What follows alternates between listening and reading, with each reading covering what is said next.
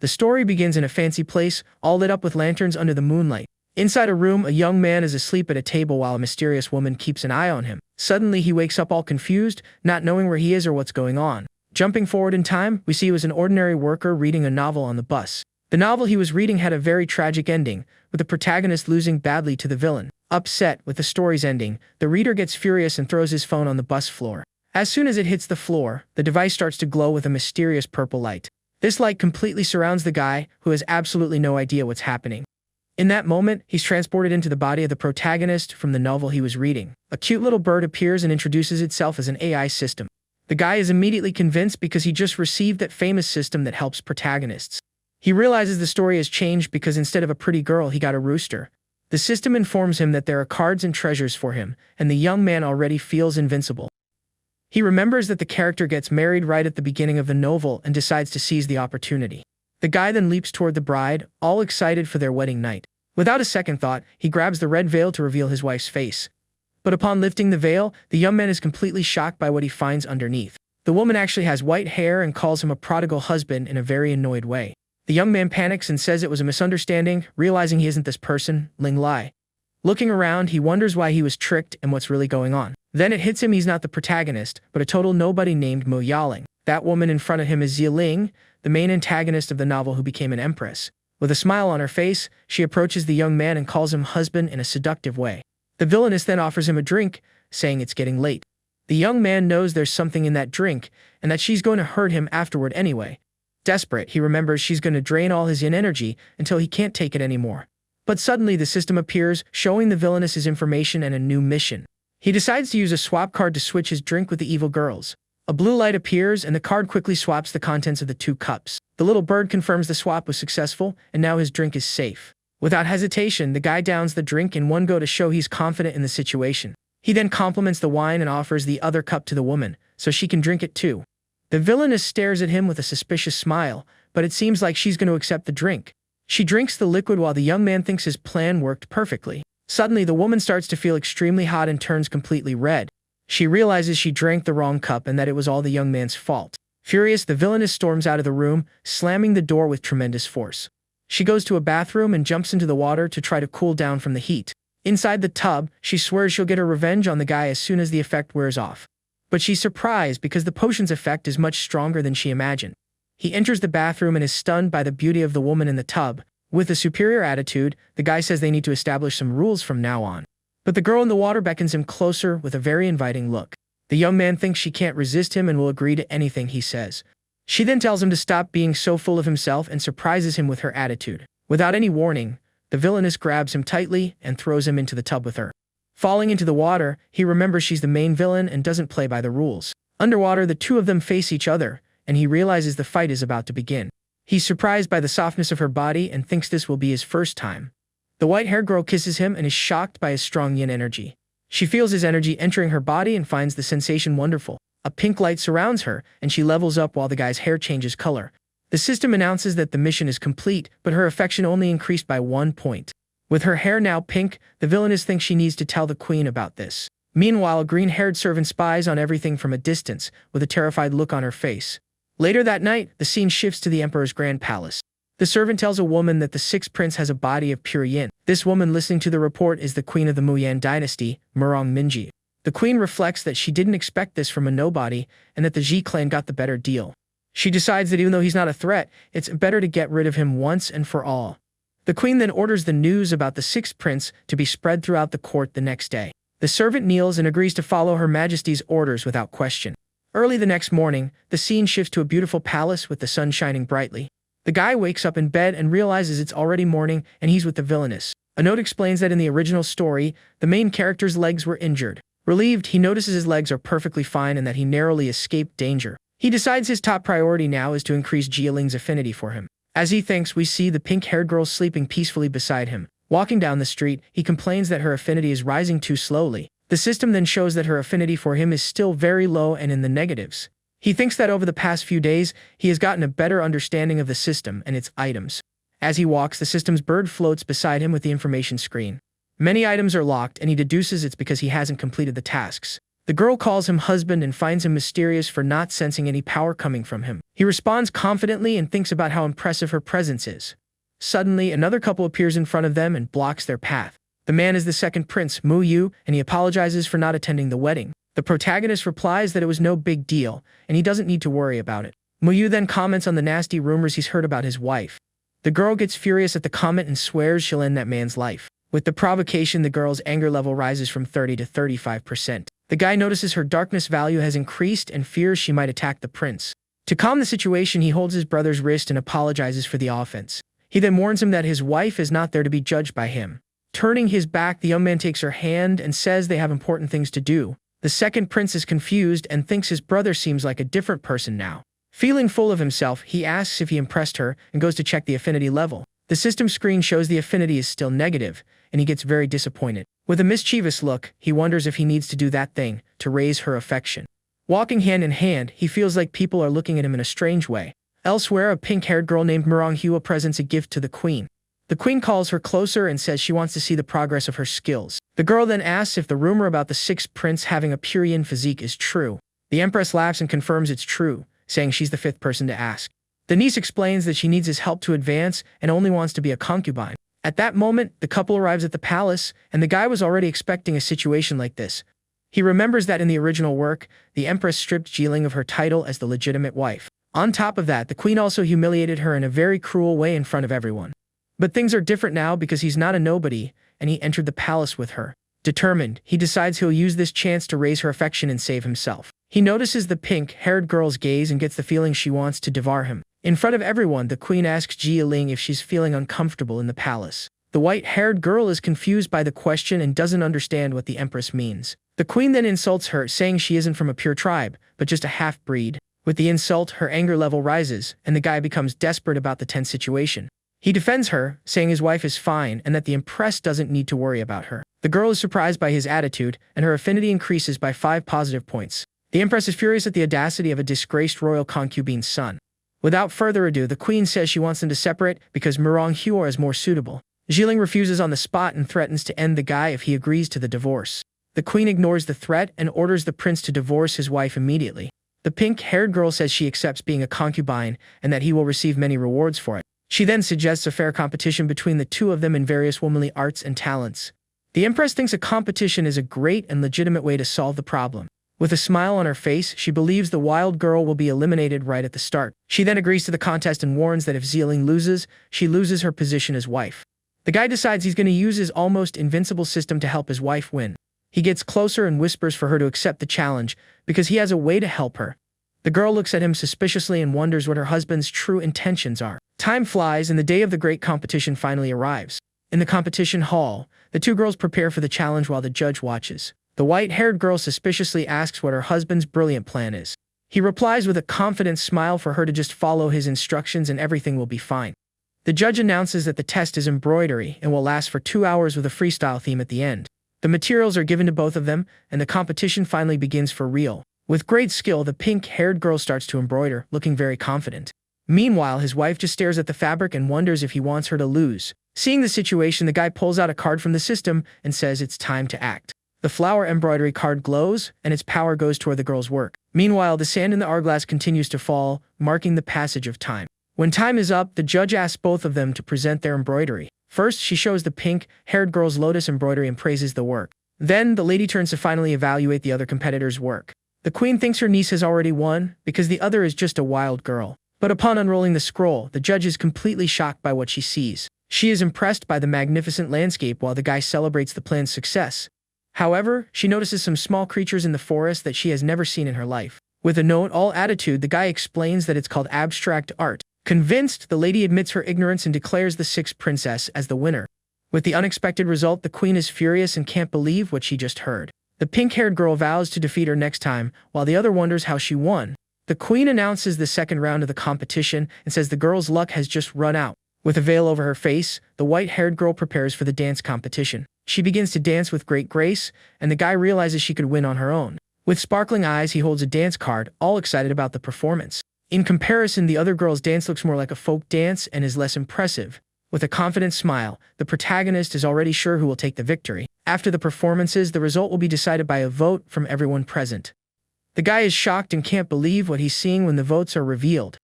All the judges show their scrolls with Manhua's name written on them. The white-haired girl is also surprised and confused by the vote's outcome. The queen brags about having chosen all the judges and secured her niece's victory. Annoyed, the guy promises he'll show the old woman what it's like to really win. He hands a mysterious ring to his wife and says she'll need it in the next round. She puts on the ring and is surprised that she can't even identify the object's level. For the third and final round, the two prepare for a martial arts competition. The pink-haired girl charges forward without a second thought, heading toward her opponent. The two swords clash with force, and the battle finally begins for real. The white-haired girl manages to defend against the attacks despite being at a lower level. With an impressed look, she feels the force of the attack and realizes the fight will be tough. The pink-haired girl prepares a powerful spinning attack with her sword. Tired, the girl admits her opponent's strength and thinks that she can't lose this fight. With a battle cry, the queen's niece uses a powerful skill with her sword. The ring's magic shield protects the white-haired girl and reflects the attack. The pink-haired girl is completely shocked and doesn't understand what just happened. Holding her sword, the guy's wife prepares for her next move in the fight. The queen and the other nobles are surprised and wonder if that's a protective treasure. A pink energy starts to gather around the girl, who is also surprised. She then launches a powerful energy attack toward her adversary. The attack hits the girl head-on and throws her back with great force. The white-haired girl feels that the uncomfortable energy is about to consume her. Determined to win, she uses all her strength to control the pink energy and end the fight. The queen's niece is terrified by the frightening aura coming from her opponent. Suddenly, the protagonist appears and catches her before the energy gets out of control. He hits her with a quick strike and leaves her unconscious in his arms. With her hand on the back of her neck, the girl looks at him, annoyed for being knocked out by him. With a victorious smile, he says this is the perfect solution for the situation. Everyone is shocked by the sixth prince's strength and wonders if the queen deceived them. In the end, he declares that she won and carries her in his arms protectively. Tired and defeated, the queen tells everyone to leave and ends the competition. The queen is surprised by the strength of the prince, who had always been so low-key in the palace. Defeated, the queen's niece decides she needs to find another way to get what she wants. Back in the room, the girl asks what happened in the fight and where the ring came from. He makes up an excuse and says the only thing he wants is to have her by his side always. With a seductive smile, he hugs her and asks why she doubts him so much. Embarrassed, she tells him to stop being so full of himself and moves away a little. Her affinity level rises a little more, and the guy celebrates the progress. A system screen shows that his cultivation level has also increased to the first realm. He realizes that raising her affinity also improves his cultivation and decides to focus on that. The girl says she's going to take a bath, and the guy agrees with a simple okay. Alone, he asks the system about the true origin of that mysterious ring. The little bird explains that the ring is a spiritual treasure that belonged to an ancient demon. While taking a bath, the girl feels a strange presence in her mind because of the ring. In her sea of consciousness, she comes face to face with a giant fox and feels a familiar aura. She asks what a senior from the Yahello clan is doing in her sea of consciousness. The fox explains that it's trapped in the ring and wants to make a deal with the young woman. Half an hour later, the girl gets out of the bath, and the guy is waiting for her in the room. He starts asking about the ring, but she cuts him off before he can continue. She explains that she accidentally became the ring's owner and asks if he minds. Scared, he says he doesn't mind and decides to focus on staying alive for now. With a seductive smile, she invites him to join her in a shared dream. Embarrassed but not refusing, the guy accepts his wife's invitation to the dream. She thinks about the deal she made with the demon fox to obtain its cultivation technique. With a provocative look, she warns him to hold on tight and not give in easily. He challenges her and says he'll show her all his strength that night. The scene shifts to the night sky and time passes quickly to the next day. Exhausted, he thinks he was almost drained to the last drop of energy. He senses a strange presence and uses a causality card to investigate the situation. Black smoke spreads, and he realizes the queen is up to something again. He recognizes the person as Yun Yao, a servant of the queen with mystical abilities. A mysterious woman appears in the room with a sphere of blue energy in her hand. A secret mission appears to raise Yun Yao's affinity to 50. He complains about the difficult mission, but the rewards are too good to ignore. Determined, he decides he's going to face the challenge and try his luck with the new mission. He kicks open the door of the room where the woman is hiding to surprise her. Light floods the room and the door swings open, revealing the queen's servant inside. The woman gets startled by the sudden entrance and screams, asking who's there. With a seductive air, he asks what she's doing in his room so early. The woman gets annoyed and glares at him with contempt, making it clear she's not easy to deal with. He remembers some books he read on how to win over women and feels more confident. He asks what a queen servant is doing in his residence so early. With his hand on her shoulder, he makes up a story that he was forced to marry Jai Ling. He then compliments the woman, saying she seems much more reasonable than his wife. The servant pushes him away, but he continues with the compliments and suggests she become his wife. He promises to demote the other one and make her the princess, and the woman is shocked by the proposal. With the guy's smooth talk, her affinity rises to 80, and she gets all flustered. The mission is a success and the system gives the protagonist great rewards. But suddenly his wife appears at the door and catches the two of them together in the room. The servant smirks and tells the white-haired girl to ask the prince what's going on. He switches sides immediately and accuses the woman of having malicious thoughts about them. The servant is furious when she realizes she was completely tricked by the guy. Filled with hatred, she prepares to attack the couple with all her mystical power. The guy hides behind his wife and asks for protection because his power is recharging. The girl draws her sword, and he feels safe because he knows she's much stronger. The fight begins, and his wife easily defends against the servant's attack. The woman screams in pain as she's hit head-on by the powerful counterattack. The winner threatens to use the servant's energy to increase her own cultivation. The guy stops her and says that attacking one of the queen's servants will cause a lot of trouble. The woman lies defeated on the floor, while the couple stares at her, doing nothing. But she gets up with a weapon and says she'll show them her true abilities. The guy is shocked to see the servant summon an evil spirit to fight. The summoned ghost has fox ears and red eyes glowing with malice. His wife is surprised because the spirit has a very high cultivation level. The servant orders the ghost to finish off the white-haired girl without mercy. Desperate, the guy yells for his wife to watch out for the powerful attack. The girl is caught by surprise and feels powerless to counter the blow. The servant boasts about her victory and says she'll turn her opponent into a servant. Seeing the situation, the guy decides to use a card to increase his wife's strength. The cultivation card glows and temporarily boosts the white-haired girl's strength. A pink light surrounds her, and everyone is surprised by the sudden power increase. She feels the spiritual energy concentrating in her and entering the golden core realm. The spirit attacks, but the girl is now much stronger and ready to fight back. With a confident smile, she prepares to show off her new power in the battle. She defeats both opponents, and now they are no match for her. The winner grabs the servant by her hair and lifts her off the ground with ease. A ring on the white-haired girl's finger glows with a mysterious light. With a wicked smile, she uses the ring's power to absorb the servant's energy. The guy is impressed with the ghost clan's unique ability to absorb energy. She warns that if the servant tells the queen anything, she will end her life. Defeated and powerless, the woman promises not to tell anyone about what happened there. With a cold look, she tells the defeated servant to get out of her room immediately. Frightened, the woman runs out of the room to save her life as quickly as she can. The fox spirit is still there, and the guy thinks about what to do with her now. He uses a card and realizes her connection to the servant has been severed forever. The ghost then gains a physical body with blonde hair and fox ears. Surprised, she looks at her new body and feels memories from when she was alive. The guy explains he used a secret technique to give her a body and names her Tonger. Grateful, the fox swears eternal loyalty to her new master and promises to serve him. She is impressed by his power and decides she will follow him with all her heart. He introduces her to his wife and says she can help with her cultivation training. The white-haired girl suspects that he used a spiritual treasure for all of this. Her affinity increases, and embarrassed, she thanks him for his help in the battle. He's happy with the affinity increase and thanks the queen for her indirect help. Elsewhere, we see the leader of the Chinju sect, Linjin Master Mo Nian. He summons his disciple, Ling Li, to be the mentor for the princes at the palace.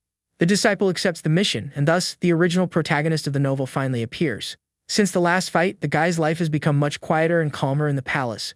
The only one still bothering him is Manhwa, who won't give up trying to win him over. The system shows new missions, and he realizes the focus is on increasing Jiling's affinity. Suddenly, a guard comes running and yells that the sixth prince needs help.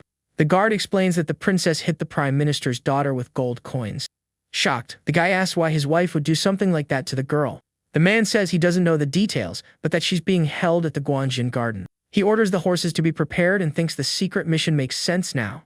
Meanwhile, in the garden, a group of people is arguing about the fight that just happened. The prime minister's daughter cries and asks the second prince to get justice for her. The man suggests she apologize to resolve the issue peacefully, but the girl refuses and says the other one also stole her spiritual pearl. A girl defends the princess and says she just found the pearl in the grass. The young woman continues to defend her friend and says the other one is lying about everything. The white-haired girl explains the slap was to teach the other one how to behave. The second prince gets furious at her audacity and calls her by her name. He insults her, saying she's nothing but a nobody and the wife of a weak cultivator. With a wicked smile, the white-haired girl summons a spirit for battle. But before the fight can begin, the sixth prince arrives at the garden to resolve the situation. A little girl runs up to him and hugs him, calling him cousin and asking for help. He remembers the girl as his niece and an important ally of the antagonist in the novel. His wife's darkness level increases drastically, and he despairs over the situation. He decides the priority now is to calm his wife down before things get worse. With a gentle look, he calls out to his wife and tries to get her attention. In a calm tone, he beckons her closer with a very inviting hand gesture. Surprised, she asks how he got there so quickly to help with the mess. He hugs her and says he couldn't let his wife be mistreated by other people. The second prince caused to interrupt the couple's romantic moment. With a look of contempt, he criticizes his younger brother's lack of manners. The guy insults him back, leaving the prince furious with the comparison. Another man appears and greets the sixth prince in a very friendly way. The protagonist recognizes the two as Chu Yang and Chu Zhenjun, the villains from the novel. He remembers that in the original work they mistreated him a lot when he was a child. The emperor didn't care about him for being a nobody and let him get bullied. The dark-haired girl also looked down on him for being weak and having no future in the palace. He realizes that if it weren't for the Bai family, he would have met a tragic end. With an air of superiority, he asks who dared to mistreat his dear wife. The prime minister's daughter confronts him and asks who he's cussing out. With a mocking smile, he says he's cussing out whoever answered his question. The girl brags about her grandfather's power and demands that he resolve the situation. He accuses her of speaking without proof and says his wife doesn't care about the pearl. With a snap of his fingers, he summons his fox servant and a giant spirit. The fox prepares to attack on her master's command with a lot of energy. The prime minister's daughter is terrified and yells the guy's name in anger. The girl tries to stand her ground, but a hand comes out of a portal and attacks her. She screams in pain as she gets slapped hard across the face and falls to the ground. With her eyes rolling back, the girl faints and her spirit leaves her body for a moment. The villain draws his sword and charges furiously toward the sixth prince. With his sword technique, he prepares a powerful attack to finish the guy off. He launches the attack with all his strength and yells for the prince to drop. But the fox servant appears in front of him and stops the sword with just 2 fingers. With a look of contempt, she glares at the man and terrifies him with her power. The fox uses a seduction skill to confuse him and tells him to admit defeat. The man feels dizzy and wonders what kind of trick she's using on him. He tries to stand firm, but the fox's ability is too strong for him. The second prince notices the fox's power and wonders if he could defeat her. The servant prepares to end the fight with a purple energy sphere. The second prince interrupts and warns that the fainted girl needs treatment. With a fake smile, he suggests his brother let the other guy go to take his sister. The protagonist agrees to the proposal and accepts, letting the two of them leave in peace. With an air of superiority, he suggests his brother accompany them to ensure their safety. The prince gets annoyed at his audacity and glares at him with hatred in his eyes. He helps his friend up and asks if he's okay after the attack. The man realizes his cultivation has been sealed and is shocked by the discovery. He hears a strange noise and is confused about what's happening there. From a distance, a man shouts the sixth prince's name with anger in his eyes. The shout startles everyone, and they look in the direction of the noise, completely confused. The scene shifts to the royal palace, where the commotion will continue shortly. The guy walks through the palace, annoyed with the situation that just occurred. The queen forbids him from leaving his residence and orders him to reflect on his actions. With a look of contempt, the guy glares at the queen's order with great anger. He ignores the order and keeps walking as if nothing happened. Suddenly, he spots a familiar figure and wonders what's going on. He recognizes the man as the protagonist of the novel and questions his presence. The guy thinks that if he can keep him close, he might be able to avoid the tragic ending. But the system shows there are no items that can be used on the original protagonist. He approaches and asks what the famous Ling Li is doing in the palace. The man explains he was summoned to be the second prince's tutor by the king's order. The guy invites him to stay at his house for a few days to rest from the journey. The tutor politely declines the invitation, saying it would be improper to do so. The guy remembers that in the novel, he wasn't well liked and understands the refusal. The man explains he's taken the prince to train and can't be late. Upon hearing about the underworld palace, the guy is shocked by the information. He remembers an important detail from the story and wonders how he could have forgotten. The demon fox teaches a special technique to the white-haired girl. She regrets being deceived by a man and ending up in a bad situation. The guy's wife realizes the key to the technique is dual cultivation with a partner. With a sparkle in her eyes, the fox prepares to begin the special training. The white-haired girl screams as she feels the fox's energy entering her body. The demon realizes the energy is still not enough for its plans. She promises to show the young woman the true pleasure of life with the technique. The girl asks the fox not to touch certain places and gets all embarrassed. With a wicked smile, the demon says it's going to borrow her body. Meanwhile, the guy is thinking about what he's going to eat with his wife for dinner later. He returns to the room all excited and calls for his dear wife. But he sees his wife running towards him with a strange pink aura.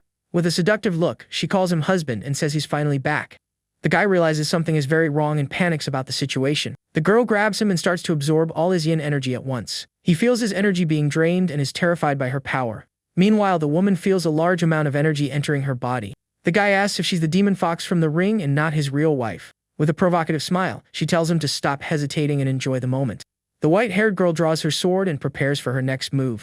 He watches his wife training and realizes she needs to get rid of the demon. The guy praises the fox servant's training, and she returns the compliment to her master. He remembers Ling Li's power and understands the different cultivation realms. The original protagonist is already near the peak of the nascent soul stage. The underworld palace will open in 5 days, and he prepares for the journey. The location actually the sealed land of the demon tribe and is guarded by a sect. The place is inhabited by demonic beasts, and a great treasure is hidden there. He remembers that in the novel, Ling Lai obtained a special item in the palace. With a confident smile, he calls his wife to pack their bags and change history. In the palace, the queen sips tea and reflects on recent events. She thinks the couple won't have a lasting impact and that she lost a pawn. The empress has already assigned the tutor to help the second prince with his plans. She believes the trip to the underworld palace will secure the throne for her son. 5 days later, the palace entrance is finally open to visitors. 2 elders complain about the presence of ghost clan descendants in the area. The girl's darkness level increases, and the guy gets annoyed with everyone's sinister tone. He defends his companions and warns the old men not to speak ill of them. The elders look down on him for being the son of a concubine and a useless non-cultivator. With a fake tone, they apologize and warn about the dangers of the palace. He dismisses their concern and says he has his wife to protect him on the journey. Inside the palace, he's surprised by the number of people who have already arrived. The place is filled with guards and cultivators from all over, seeking power. He complains about the price of a bottle of water and thinks they're exploiting people. With the weak spiritual energy, he decides they need to go deeper. He holds his wife's hand and guides her into the depths of the palace. The white-haired girl follows him as he pulls her along in a hurry. They find the second prince and his group meditating to absorb the energy. The prince's tutor says goodbye and says he's going to explore the depths of the palace. The prince gives him permission to go and tells him be careful of the dangers there. Grateful, the tutor bows and departs with his wife for the exploration. In the depths of the palace, the guy's group prepares for the next step. Bored, he realizes there's not much to do and that the world is very dull. He remembers his old life and misses the games he used to play. He decides to take a walk nearby while his wife practices in peace. A new mission to confront the villainous siblings appears, and he sees a good opportunity. The siblings walk through the caves, and the girl asks if they need to go deeper. With a confident smile, the brother says it's natural for them to continue the journey. The girl questions why they aren't with the second prince for more safety. He explains that the prince is too cowardly and won't venture into the depths. The two decide to continue and climb a rock wall to reach the next level. Startled by the sudden presence, the siblings scream and ask who's there. The guy appears with a smile and says he didn't expect to run into them so soon. The brother provokes him and says the place is dangerous for someone who can't cultivate. Annoyed, the guy asks who spread the rumor that he can't cultivate. He knows a safe shortcut, but he knows the siblings are taking the dangerous path. Suddenly, a roar echoes through the cave and startles the group of villains. The girl is terrified by the noise and wonders what's happening. A giant demonic monster appears with a terrifying purple aura.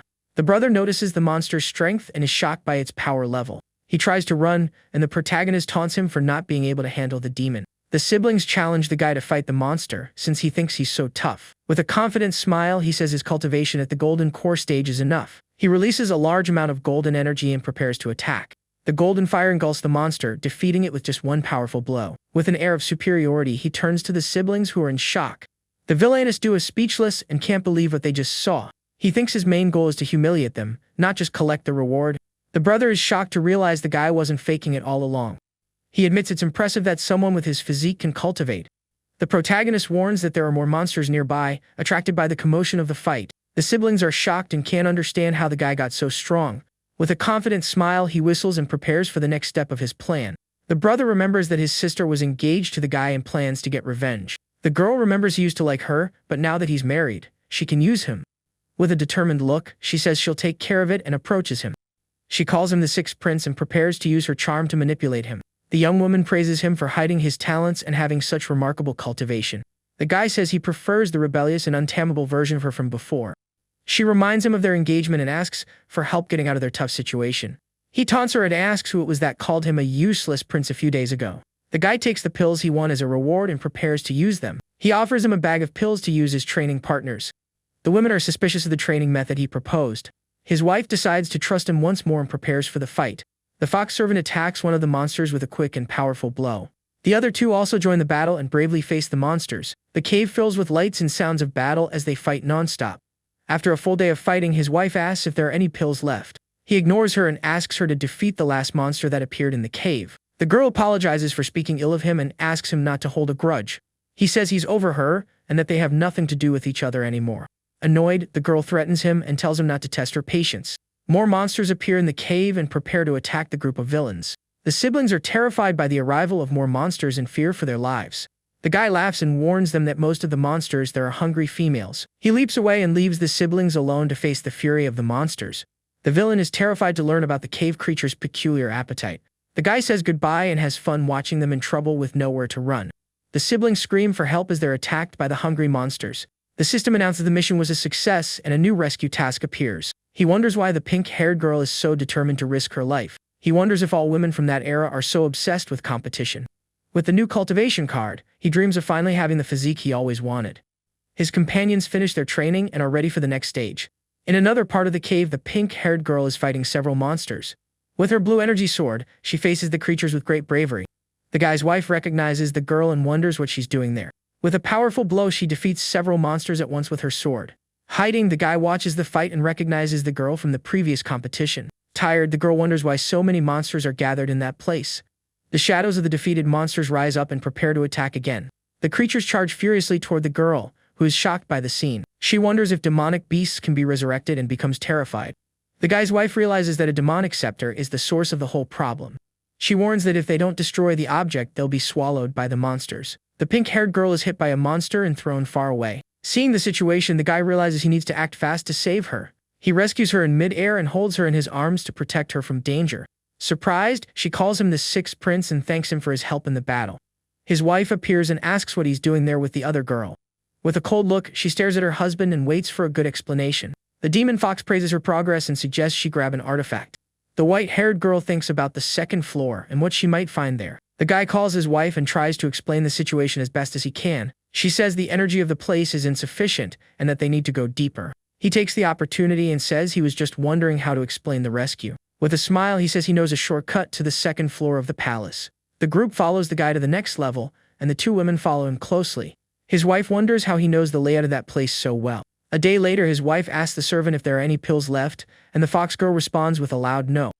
Lying on a rock, the guy tells his wife she can get by without them, and the white-haired girl gets annoyed by his comment. To help his wife, he destroys the demonic scepter with a sword strike, and the object breaks into two pieces from the impact. A great blue light comes out of the broken object and surrounds the whole group, and they feel a huge amount of power coming from the energy. With the energy, the pink-haired girl ascends from the 5th to the 3rd level of cultivation, and she looks very surprised by what just happened. The fox servant also increases her power, going to the 4th level of the golden core, and she is very happy, striking a celebratory pose. His wife also receives the power and ascends to the 1st level of the golden core, and her energy is now much stronger than before. Surprised by the result, she wonders if she really went up 3 levels at once, and the young woman can't believe her new strength. With a smile, the protagonist says it seems they've made a lot of progress, and he is very happy with the result of his foolproof plan. Embarrassed, the pink-haired girl asks if she can continue with them, and she seems to be enjoying the Sixth Prince's company. The guy points to his wife and says she should ask the real boss, thinking his wife will send her away. The white-haired wife says she doesn't mind, and the guy is shocked by her answer, as he didn't expect her to agree so easily. She says that extra help won't hinder their journey and ignores his opinion, and with a cold look, the young woman turns and moves on. The protagonist thinks they must be tired of fighting monsters, so he decides to use a system item to help them. With the item, he creates a house and says they will rest there for one night, and the guy announces they will head to the 2nd floor the next day. His wife is shocked by the house and asks where he got this treasure, suspecting that he hides many things from her. He makes up an excuse, saying it was a gift his father gave him, and the protagonist tries to play it cool to avoid raising more suspicion. The pink-haired girl clings to him and asks the prince to accept her, and shyly, she insists on becoming his consort. He yells for help, saying the girl is harassing him, and the system announces that the mission was a success and gives him a reward card. Inside the room, the protagonist uses the card and is surrounded by golden flames, and the system informs him that he can now cultivate like the others. With a smile, he celebrates that he finally managed to finish the mission and is now much more powerful than before. He also celebrates that his abilities have advanced and that the feeling of controlling his own body is incredible and very powerful.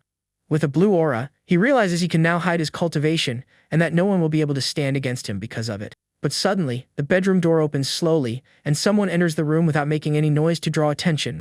It was his wife, and he asks why she isn't resting, as it's already late at night, and she should be in bed sleeping. The girl says she has grown much stronger, and thinks she can become even more powerful with the help of her dear husband. With an alluring look and a blushing face, she tells them they should get started, and the guy is a bit confused by the situation. Without a second thought, she pushes him onto the bed, and the guy yells for her to wait a bit, as he wasn't ready for this. The two stare at each other with surprised expressions, and the white-haired girl seems determined to go through with her plan. The fox servant and the pink-haired girl appear at the door and ask if they can join them in bed too. Shocked, he wonders what they're doing and if they absorbed too many energy pills, but then he thinks that maybe this isn't so bad after all. The three girls stare at him with teasing looks, and the guy is left not knowing what to do with all the attention from them. Breaking out in a cold sweat but with a smile on his face, he realizes they've all come to his room and that it's going to be a very long night.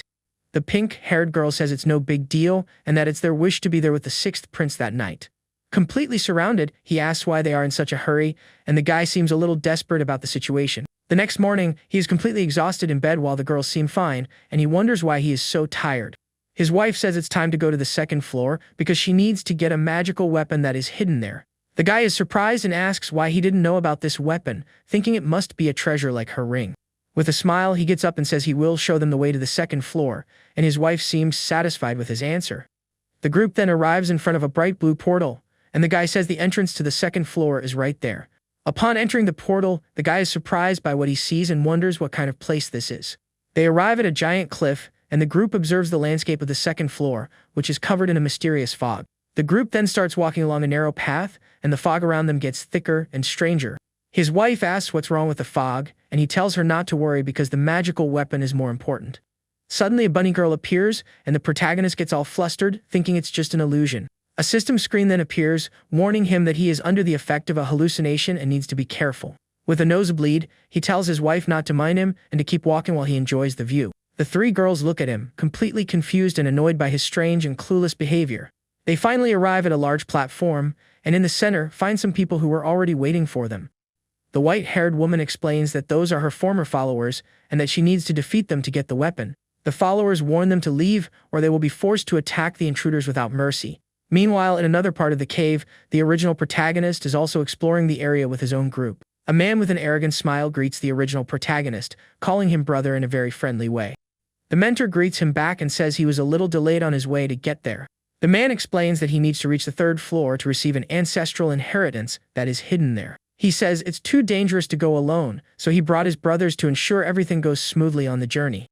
His companions say they only care about his well-being and are not interested in the inheritance he will receive. The woman accompanying the original protagonist seems attracted to him and gives a small laugh with an alluring look. Back on the first floor, the villainous siblings are desperately fleeing from the monsters that are still chasing them through the cave.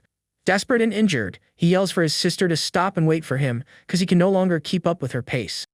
The girl tells her brother to hang in there and keep going, as they are almost at their destination. Suddenly, they run into the second prince and his guards, who ask who is there. The second prince stares at them with a serious expression and raises his hand to stop them from getting any closer. With a smile, the girl greets him and seems very relieved to have finally found some help. But suddenly, she stumbles and falls forward, unable to keep her balance because of her injuries. The young woman then falls into the arms of the second prince, who quickly catches her with a surprised look on his face. The prince then asks if they are the siblings Chuyang and Chujunjin, and he seems confused by the situation. Her brother falls to the ground screaming in pain, and it seems he has finally reached his limit. The prince asks what happened to them and why they are so injured, saying that the place is dangerous. Lying on the ground, the young man says it's their fault for provoking the sixth prince's anger in the cave. He remembers the protagonist's smile and thinks his bright future is over because of that guy. Angrily, he decides he will put all the blame on the protagonist to get revenge for the humiliation. He then lies and tells the second prince that they were just cultivating peacefully in the cave. The villain continues his lie and accuses the sixth prince of intentionally sending the monsters after them. The girl also lies and asks for help, saying her brother's lower body isn't working like it used to. In complete shock, the young man realizes his lower body is useless and he falls into total despair. The second prince becomes furious and wonders how the sixth prince managed to get there. He tells them not to worry because he will take care of everything and sends someone to call a doctor for the siblings.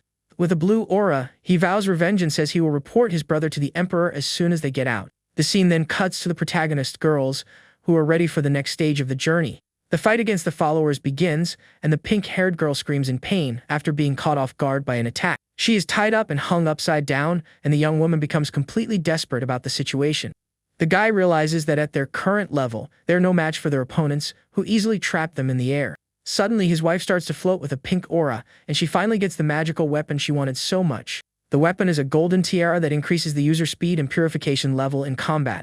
The fox spirit says she can use the power, but first, she needs more yin energy for her plans. With a wicked look, his wife asks for yin energy, and the guy is startled by her sudden change. He wonders why she has a strange aura and realizes that he is the main source of yin energy she needs.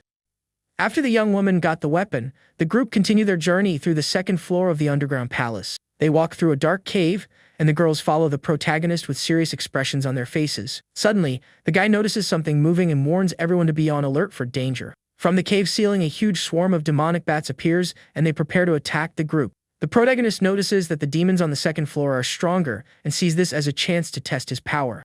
He then tells the girls to take care of the smaller bats because he will face the biggest threat alone. With a confident smile on his face, he seems excited to finally test his new cultivation skills. A giant monster with bat wings and horns appears in front of him with a frightening purple aura. Surrounded by blue lightning, he says they will see who is the strongest in the battle that is about to begin. The monster launches a powerful attack, and the guy realizes the enemy's energy is extremely high and dangerous. Determined to fight, he prepares to counterattack and show all his power to the demonic creature. He then charges forward to attack, saying he'll see if he can give it his all to win this great battle. He attacks the monster with his blue energy, and the two powers clash with great force in the middle of the cave. With a serious expression, he prepares to dodge the monster's swift attack coming from behind him. The guy manages to dodge the demonic creature's blow with impressive agility and escapes unharmed. He jumps high into the air to avoid the attack coming from the ground and gets away from the danger for a moment in the battle. Realizing the danger, he decides it's time to use a more practical skill for the fight. With a smile, he remembers the techniques he read in a book and feels confident about facing the enemy. The creature roars in fury and charges at the guy with a very powerful red energy. With a challenging look, he faces the monster and prepares for the next move in the fight to come. His wife screams desperately, telling him to be careful of the enemy's powerful approaching attack. The guy dodges several energy blasts with incredible speed and manages to escape the attacks unharmed. The creature attacks once more, causing a huge explosion where the protagonist was standing. Even in pain, he keeps a smile on his face and seems to be enjoying the intense fight. Lying on the ground, he complains that his head is hurting a lot from the impact of the hit he took. The three girls look at him with confused expressions, not understanding what's happening in the battle. He gets up and says he has almost mastered the new technique he learned for the fight against the monster. Using the technique, he creates several images of himself to confuse the monster and easily dodge its blows. Impressed, the girls wonder when he managed to progress so much in such a short time of cultivation. The creature becomes furious when it realizes it can't land a single hit on the protagonist, who dodges everything. The monster then uses a powerful sonic attack and launches a wave of red energy in their direction. His wife creates an energy shield to protect the group and warns everyone not to move during the attack. The monster charges forward with impressive speed and prepares another powerful attack against the group. His wife warns that the shield is about to break and that something very serious is about to happen in the fight. With a serious expression, the protagonist says there's no point in running and that it's time to take real action. With a blue aura, he summons several energy swords and prepares to counterattack the monster. The energy swords hit the monster head-on, and the impact of the blow is extremely strong and devastating. The force of the attack creates a huge explosion, and a cloud of dust rises at the battle site. After the dust settles, he realizes the monster is still alive and prepares for his next move.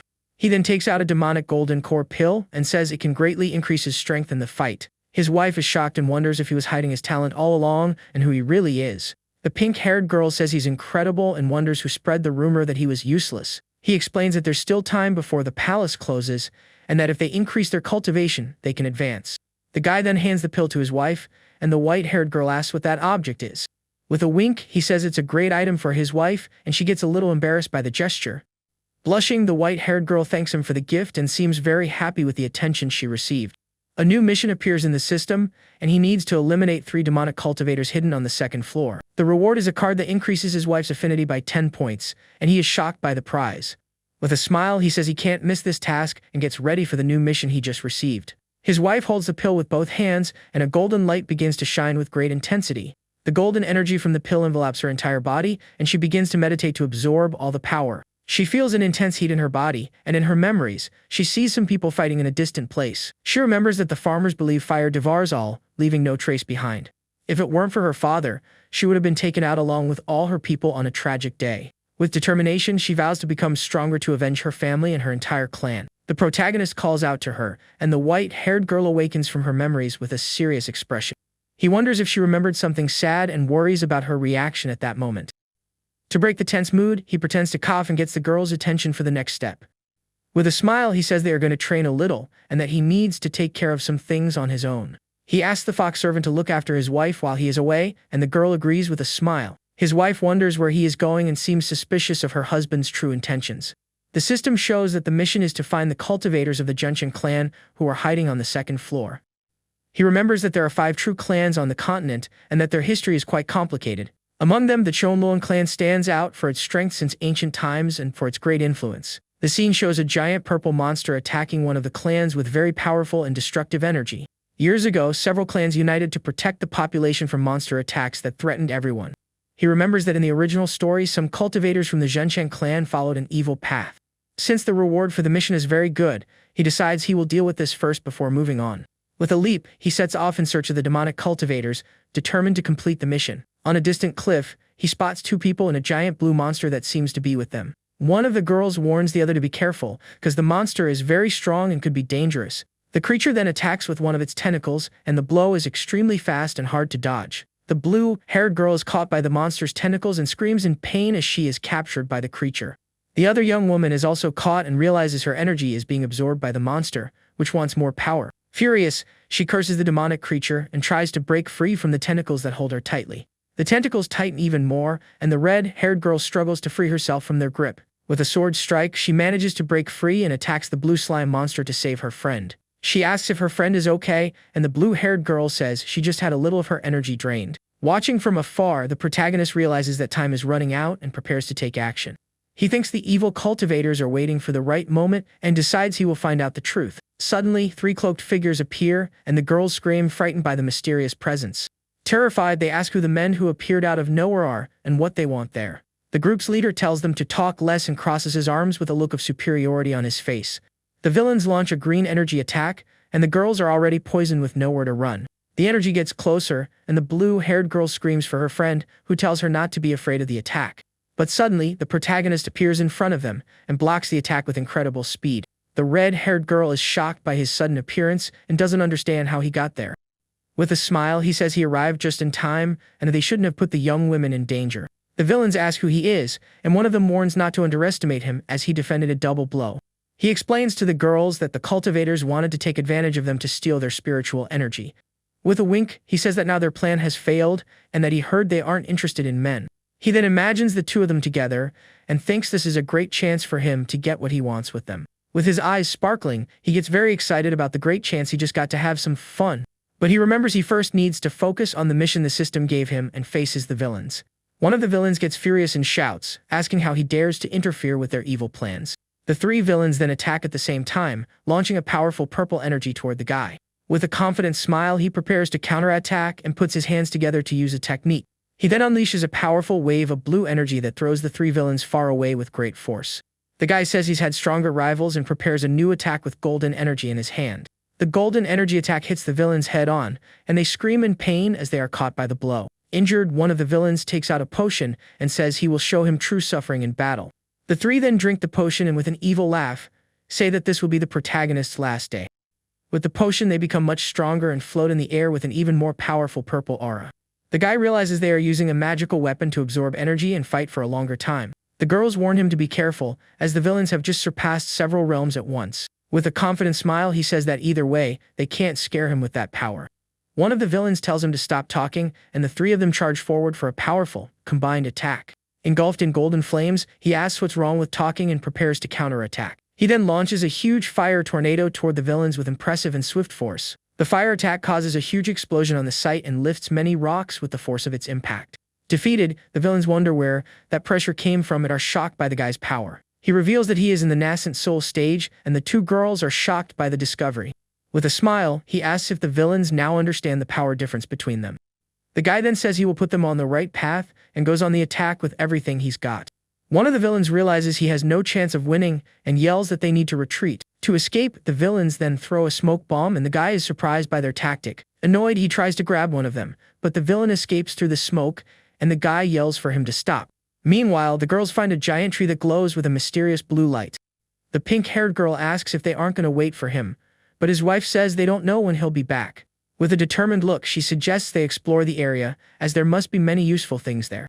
The fox servant then approaches and touches the tree to feel the energy coming from it. Suddenly, a glowing core appears inside the tree, and she realizes something is hidden there. Shocked, his wife wonders if that's really a tree heart and is surprised. She explains that it is rare, and that if they can get the core, their cultivation will increase greatly. Without a second thought, she attacks the tree with her sword to try to get the wooden heart. But the blow is repelled by a barrier, and the fox servant is shocked by what happened. Confused, his wife doesn't understand what happened, and the tree begins to glow brighter. A strong wave of energy throws her away, and the white-haired woman screams from the impact. The pink-haired girl is impressed by the powerful energy that came from the large tree. Suddenly, a face with red eyes appears on the trunk, and the tree seems to be alive and furious. With a scary voice, the tree asks who dared to touch it and glares at the girls angrily. Embarrassed, his wife apologizes and says they didn't know the tree was resting. The tree says that since they woke it up, they will stay with it, and with a scary smile, it prepares to attack. The tree's roots then burst out of the ground, and the girls jump back to dodge the all-out attack. Shocked, the two wonder if they are going to pass away there, and the pink-haired girl despairs at the situation. His wife then looks up and sees more roots coming toward her to attack her without mercy. With her sword, she tries to defend herself and yells for the roots not to get close to her in the battle. One of the roots then rushes forward with incredible speed and prepares to capture one of the girls. The pink-haired girl is caught by the tree's vines, and she screams in pain as she is captured by the enemy. On the ground and trapped by the vines, she screams desperately and seems to be in a very tough spot. The fox servant recognizes the tree and says the goo it releases will slowly devour her over time. She also warns that if the tree is over 1,000 years old, no one there will be a match for it in a fight. The servant then asks to give it a try, focuses her energy to save the girl, and says they need to flee afterward. But suddenly she is caught off guard, and one of the tree's roots hits her right in the chest. His wife desperately screams the fox servant's name and is shocked by the scene she just witnessed. The tree says it knows they wanted its core, but now they will have to fight it to survive. His wife is also caught by the vines and is lifted into the air upside down, unable to react. Trapped by the vines, she feels her energy being drained and wonders what is happening to her body. The tree says it knows she is scared, but there is no escape, and she needs to hang in there. Submerged in water, she mentions the tree's poison and seems to be losing consciousness slowly. Desperate, she struggles and screams for the tree to let her go because she can't take the pressure of the vines anymore. One of the vines then opens a mouth and prepares to absorb all of the white-haired girl's energy.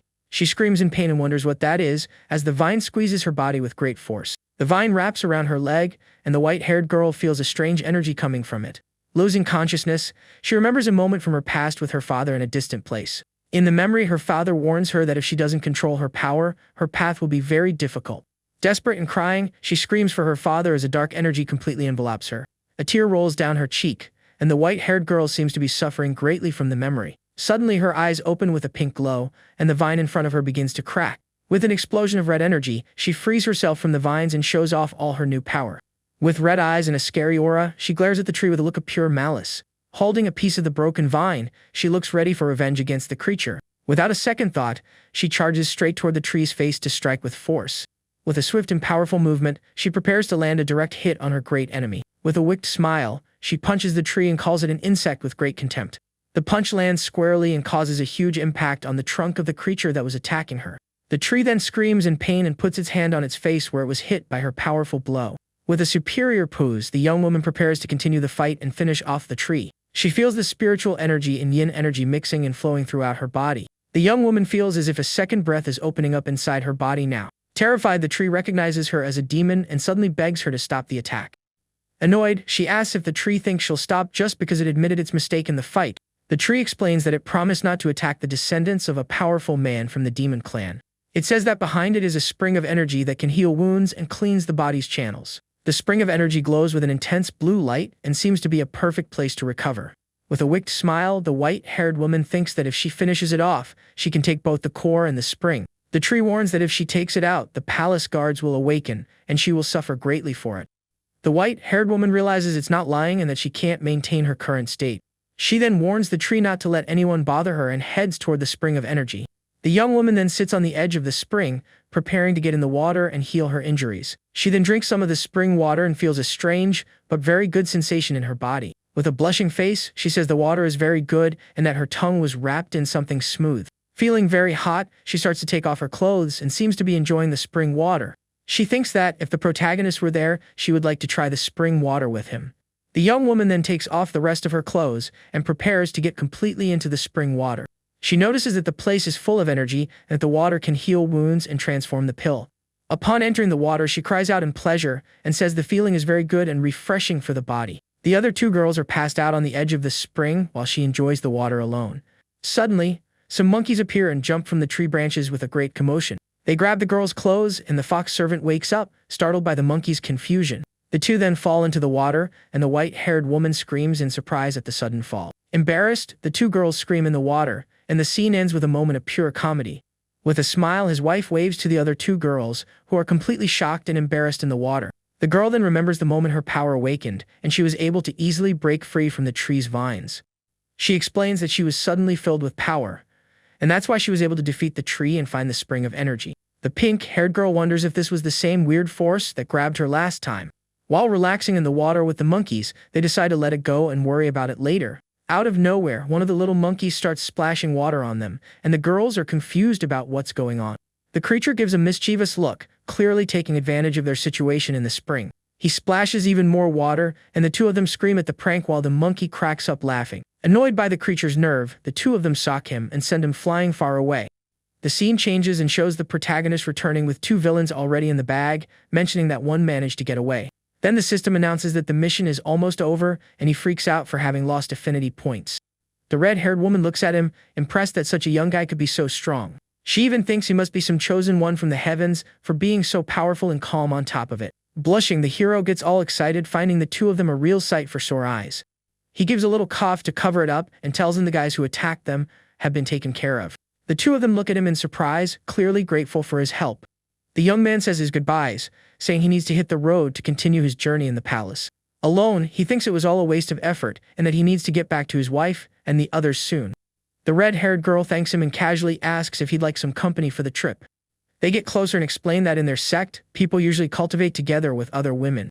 The young man pulls their hands away and immediately refuses the offer, saying he doesn't need that kind of thing. He gets straight to the point, explaining that he's already married and isn't planning on getting with anyone else. Without mincing words, he tells them they're weak and should go back to the first floor to train more. The protagonist meets up with his group again and explains that they will continue cultivating together. 4 days pass, and he prepares to open a portal with his blue energy and move forward. In the meantime, he also meditated and trained hard, with a sinister fiery aura around him. With a determined look, he opens his eyes, revealing his new and absurd cultivation power. When he's done, he finds his wife and the other girl, who also seem much stronger. Smiling, he comments that everyone's cultivation has improved and that now they're heading to the 3rd floor. Meanwhile, back on the 2nd floor, a mysterious creature lets out an evil laugh. The last villain who escaped comments that it's a good thing they didn't run into any dangerous beasts around there. But out of nowhere, a monster grabs him, and the guy complains about having such bad luck. The creature uses a weird device to suck the bald man's energy with a bizarre purple aura. Engulfed by the energy, the man screams in pain but swears he won't let this slide. He transforms and promises that he'll make the protagonist bitterly regret messing with him. With a furious shout, the transformed villain yells that now they'll see who's truly the strongest. A screen appears showing the group's power level, and you can see that the protagonist is a beast. The screen also shows that the girls got a nice boost in their cultivation while inside. The group arrives at a portal, and he tells them that the path to the 3rd level is through there. Suspicious, his wife crosses her arms and asks how he knows all of this. He makes up an excuse, saying his father told him about the place, but she knows right away it's a lie. The protagonist then takes a step forward, covered in a blue aura, ready to enter the portal. They enter a marketplace and he comments that, just like in the book, there are 3 demons hiding around there. In the market, a vendor offers roasted rabbit meat to the group as they pass by. The man approaches the protagonist and insists that he try the food from his stall. The vendor tells him not to be shy and to give it a try, even if he's not going to buy it. They keep insisting, but the protagonist refuses, saying his wife can't eat it because she's pregnant. Smiling, he takes the skewer and eats it, telling his wife not to worry, he'll try it for her. The fox servant starts to cry at the scene, and the pink-haired girl doesn't understand why. Crying, the fox girl complains that rabbits are too cute to be turned into food. The pink-haired girl eats and comments that the food is delicious, and that someone there is very brave. Suddenly, a system screen shows a new mission: free 20 souls in exchange for a reward. Confused, he wonders why the system is giving him these weird missions about souls. Out of nowhere, a purple-haired woman jumps from a rooftop and runs toward the group. She comes running desperately, asking for help, while some masked guys are hot on her trail. The protagonist's wife steps in front and takes down one of the pursuers with a kick. The woman throws herself into the hero's arms, saying she's terrified of the situation.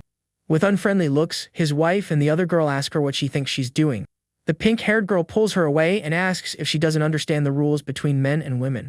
With a red face, the protagonist thinks about how she's blushing while scolding the others. The woman thanks them, introduces herself as the owner of a nearby tavern, and invites everyone to go there. With a sly smile, the protagonist's wife tells her to lead the way then. The woman plays helpless, saying she hurt her leg, and asks if the protagonist can carry her on his back.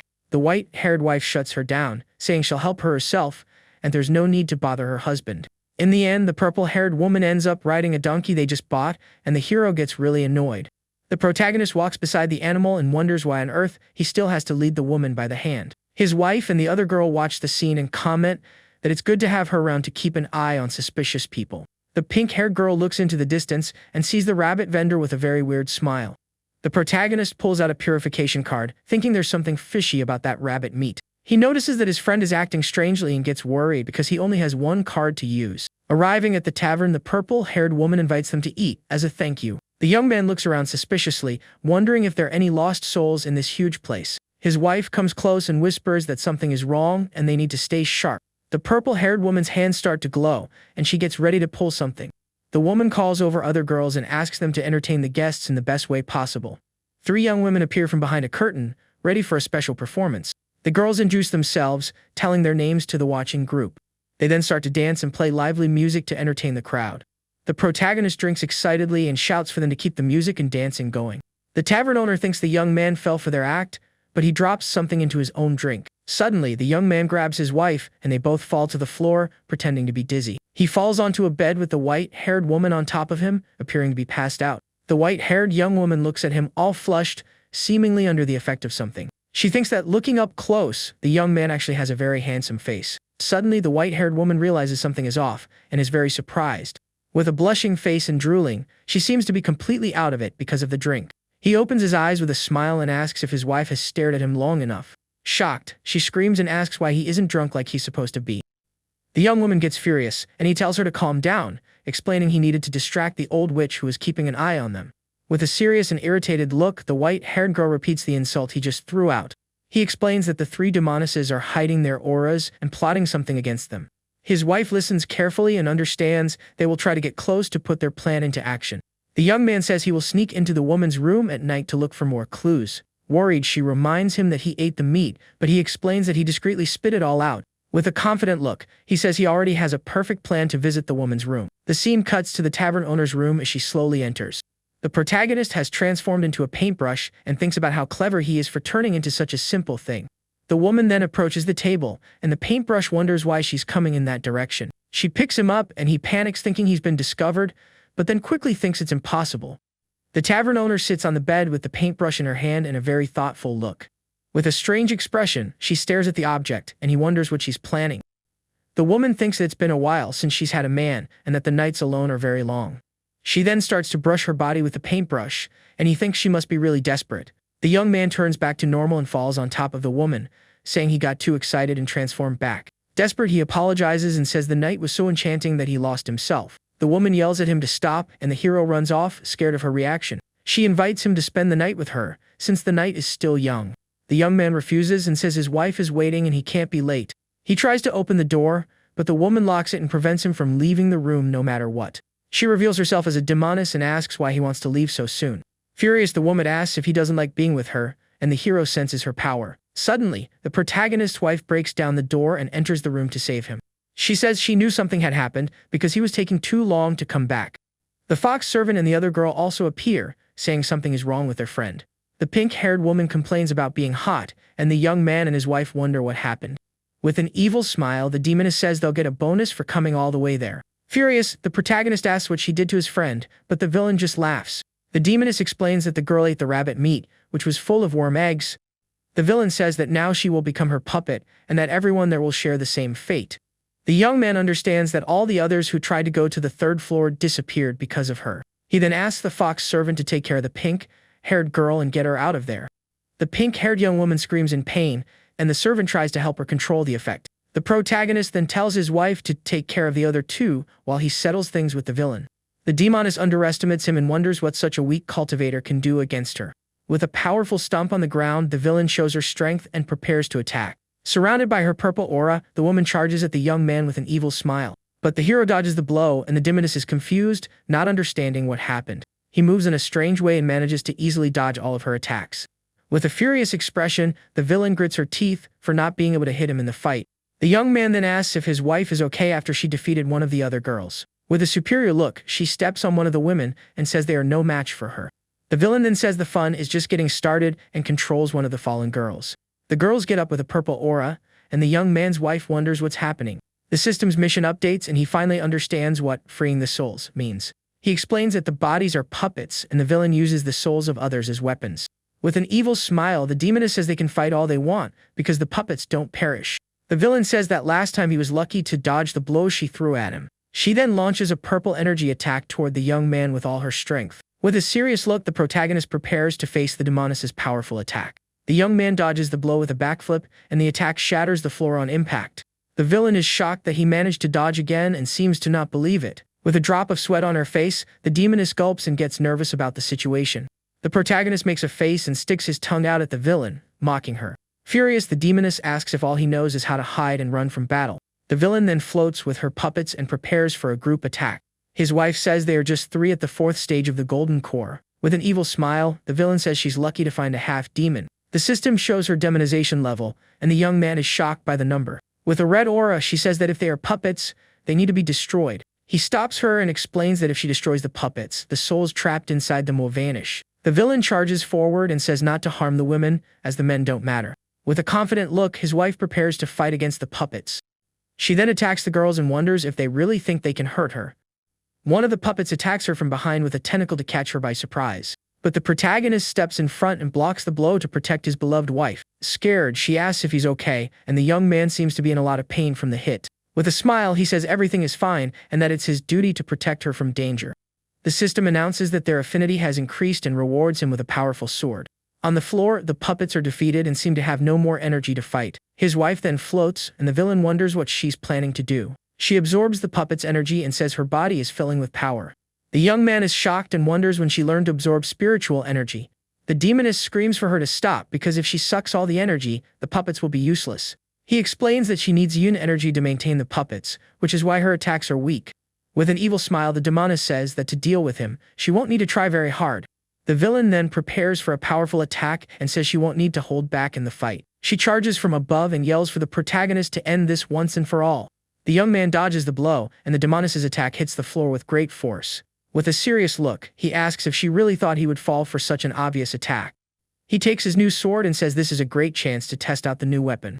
With a swift move, the hero charges with his flaming sword to attack the demoness. Fallen on the ground, the villain is shocked by his strength and doesn't understand how he's so powerful. She recognizes the sword and wonders how he can cultivate pure yin and who he really is.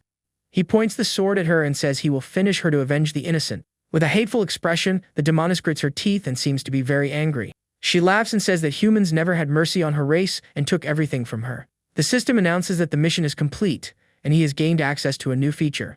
Suddenly, the young man's wife is enveloped in red energy and seems to be in pain. Shocked, he runs to her and asks what's happening to his beloved wife. The demoness laughs and explains that her weak body can't handle the demonic energy from the puppets. Desperate, he picks her up in his arms, and the villain says she'll soon be bleeding from everywhere. He says he'll get her out of there, and they'll find a doctor to help her heal. The young man then runs with her in his arms toward a portal to leave the palace. He leaps backward with his wife in his arms to escape the villain's pursuit. The rabbit vendor appears and asks where the protagonist thinks he's going in such a hurry. The man attacks him, and the system tells him to put his wife in the spatial ring. A system bird explains that time there passes more slowly than the outside world. With his flaming sword, the young man prepares to fight the mysterious vendor. The man says he has valuable things, and that he'll take everything after he's done with him. The demoness thinks the young man is strange, as he has the sword and pure yin cultivation. With an evil smile, the man says the hero is unlucky to run into him there.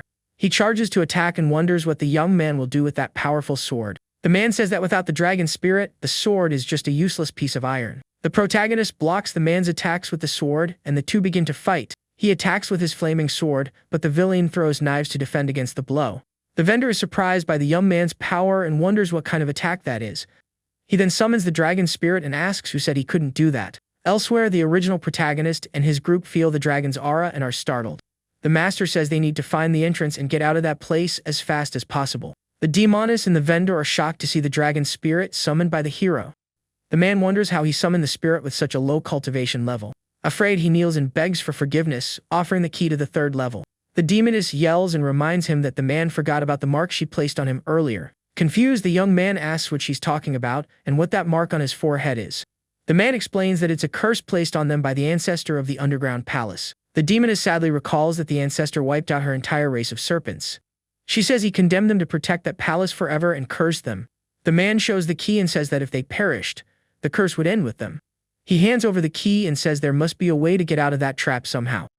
The protagonist asks how they can break the curse that was placed on them. The man explains that they need to receive the inheritance and finish off the ancestor's body. The young man thinks he can take advantage of the situation and get a double victory right there. He makes a proposal and says he will spare them and lift the curse if they agree. Furious, the two say he's in no position to impose conditions on them. The hero points his sword at the demons and looks at them with a serious and intimidating expression. He tells them to choose between life or being taken out, and the two agree to his proposal. The man explains that it's a contract and that as soon as he fulfills his part, the deal will be valid. The young man says they will be his servants and that any attempt at betrayal will lead to their end. He then makes a blood contract with the two, and a fire mark appears on their foreheads. The marks glow, and now the two are officially servants of the palace's protagonist. With the glowing marks, the two look at the young man with serious and submissive expressions. The hero then asks where the other demon they mentioned during the fight is. The man says that the fox servant received a surge of energy and hasn't recovered yet. He remembers the rabbit girl and realizes she plays an important role in the original story. The young man recalls that in the story, she had an energy surge and was almost caught because of it. The demoness explains that his pure yin body is capable of producing energy infinitely. With a smile, he says he gave her a little of his energy to help her recover. He thinks that with his entourage, they must be getting close to the main objective. The young man and his new servants go to the door, and the man says no one has ever obtained the inheritance. The demoness asks if he really trusts the young man, and the man says they have no choice. Back in the room, the fox servant gives the antidote to the pink-haired girl to drink. He asks the servant to take the girl outside, that they will go to the next level later. In the celestial space, the young man's wife is lying down, surrounded by a dark energy. She gets up with the same dark energy and seems to be controlled by it. Suddenly, the protagonist appears and approaches her with a serious and worried look. He holds her by the waist, and the white-haired young woman seems confused by the situation. The young man says the excess energy could harm her, and that he will help her get rid of it.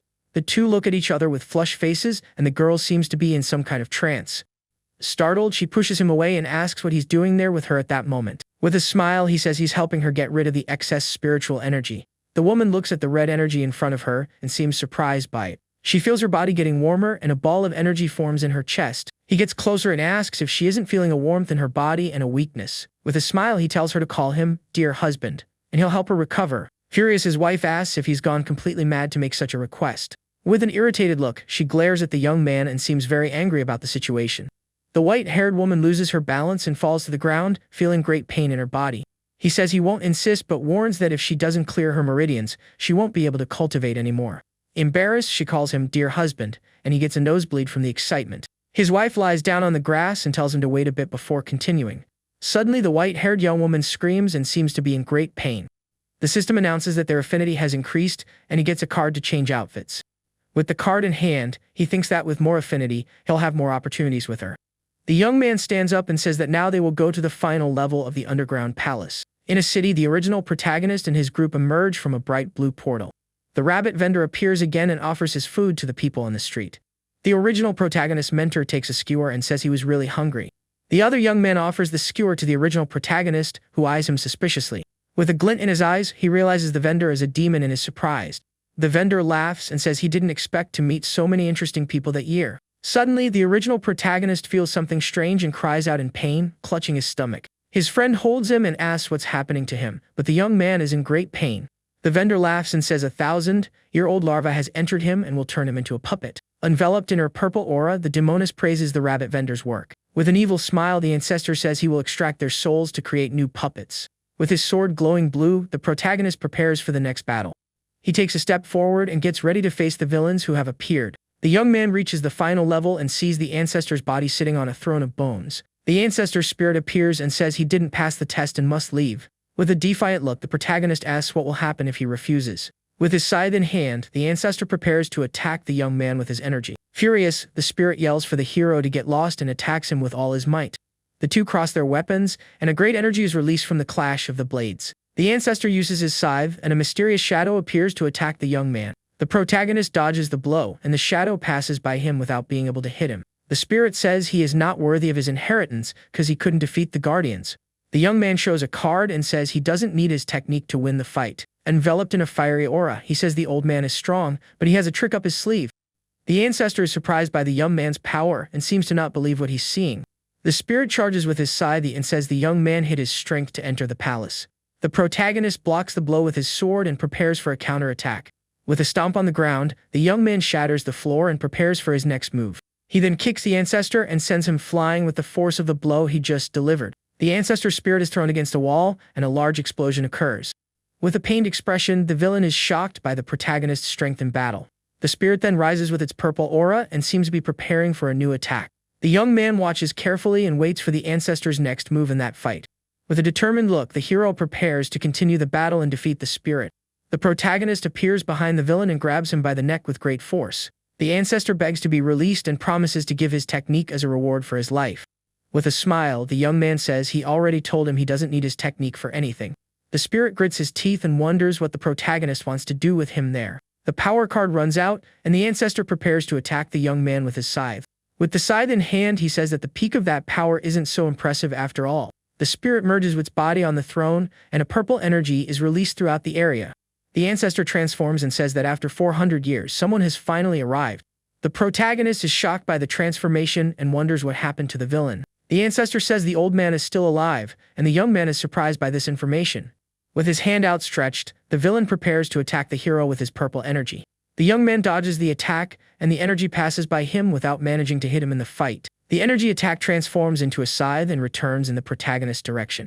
The ancestor catches his weapon and says that this is his old friend who has returned to him. With the scythe in hand, he shows his true power, and a purple energy takes over the place. The young man wonders why the story is deviating so much from the original script. The ancestor says the young man is either lucky or unlucky to have arrived at that moment. He summons a giant skeleton and says he only has a little divine consciousness left. With an angry face, the hero complains that he protected the place for centuries. The skeleton says the young man came for the immortal's seal and is mocking him. He says the hero's arrival gives him new hope for his evil plans. With a determined look, the ancestor faces the young man and prepares to attack. Our protagonist is enveloped in a fiery aura and prepares for the final battle. The skeleton is destroyed, and the ancestor says the path to immortality has opened. The young man says the old man is very bold for thinking he can take over his body. Furious, the ancestor charges to attack the hero with his powerful purple energy.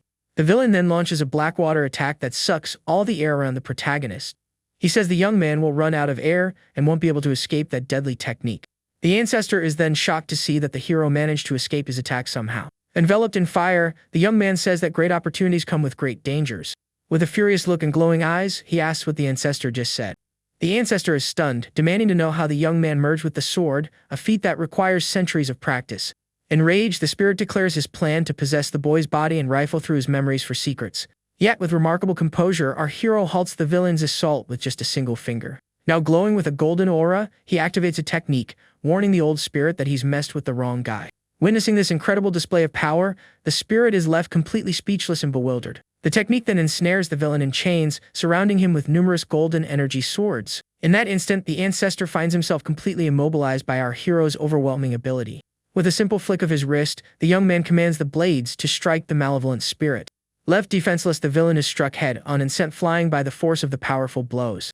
With his enemy down, our hero explains that villains always lose because they foolishly underestimate their opponents.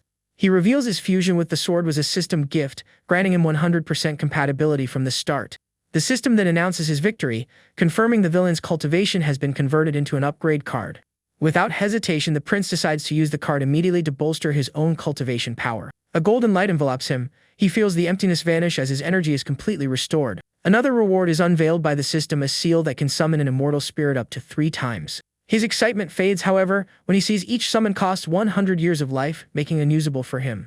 He then collects the villain's scythe and technique book, deciding they will make a perfect gift for his wife. In another scene, the 2 demons are being interrogated after their capture by the story's original protagonist.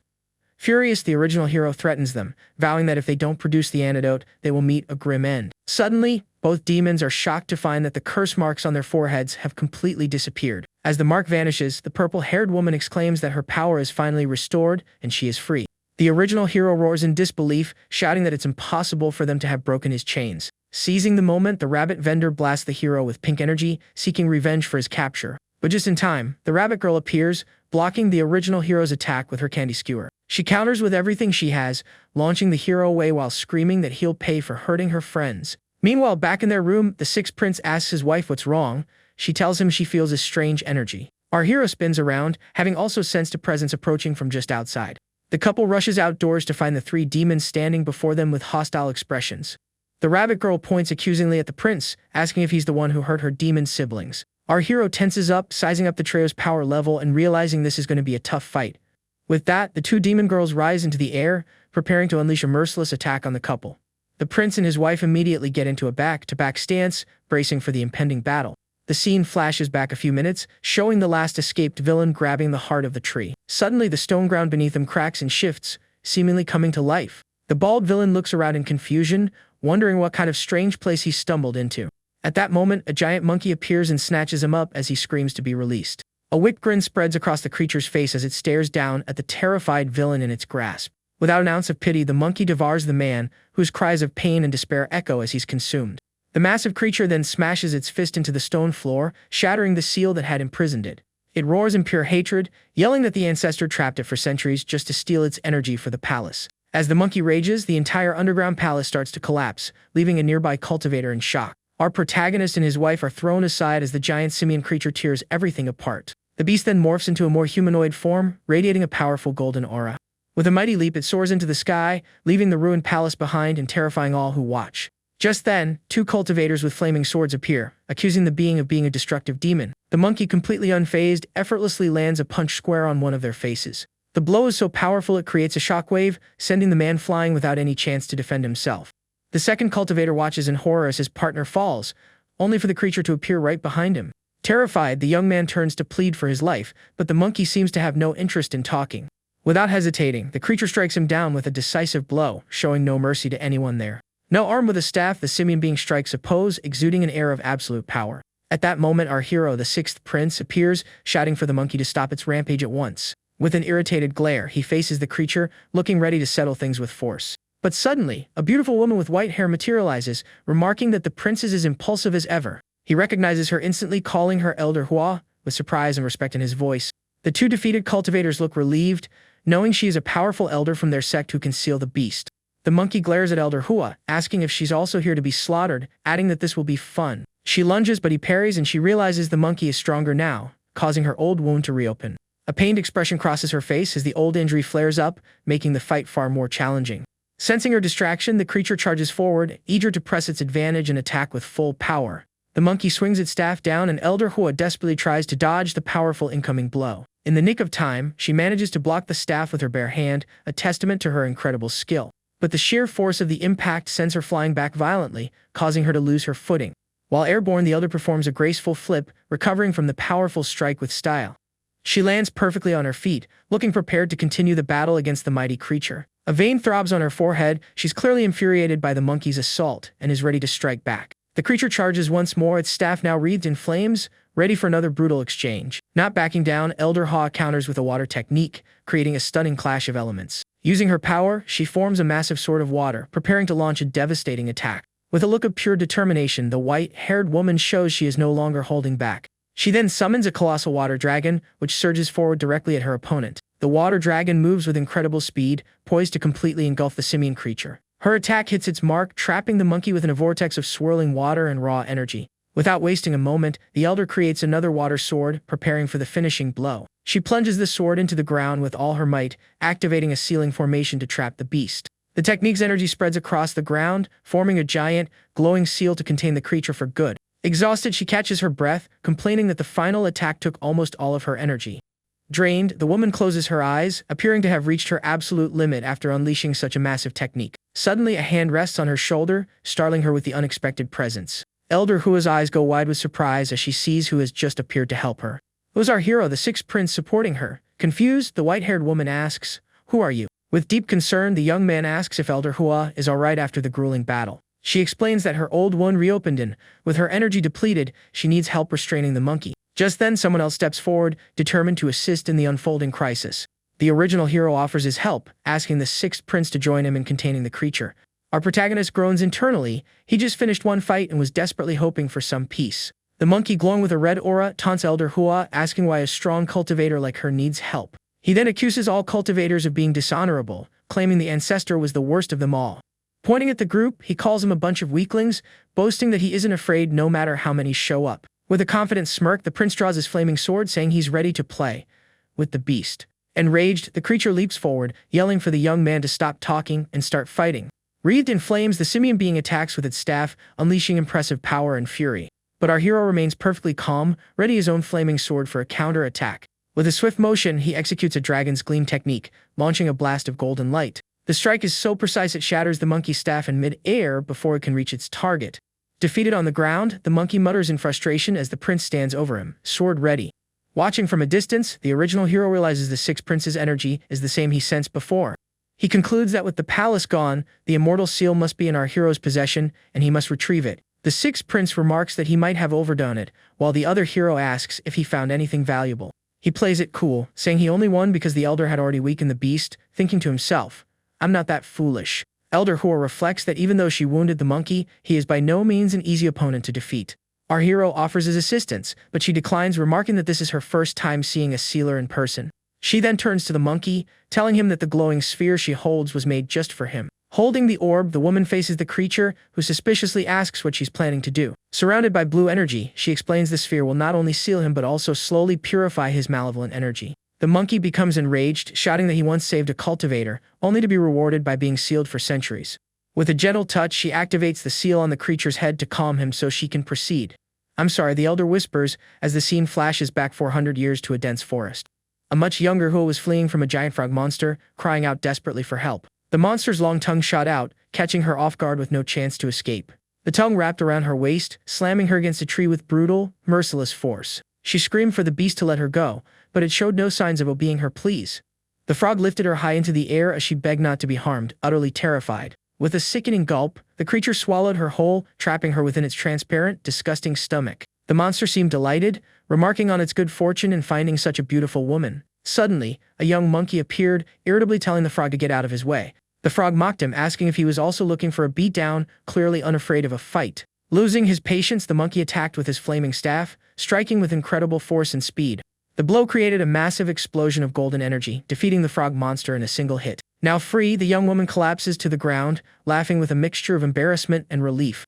Leaning his staff on his shoulders, the monkey boasts that a weakling like that frog should have known better. Just then, the young Hua tugs on his sash to get his attention, wanting to express her gratitude. With a shy expression, she thanks him for saving her from the frog monster that had attacked her in the forest. He steps closer, asking why a girl as weak as her was wandering alone in such a dangerous place. The young monkey lifts her chin as she explains that she wasn't alone, her master had just stepped away for a moment. Suddenly, a pair of eyes glows with an eerie purple light as a new figure emerges from the woods. It was Hua's master who praised her, saying she had done an excellent job luring the creature. Without warning, a purple energy ensnares the monkey, taking him completely by surprise. He struggles, confused by the strange power that has suddenly immobilized him.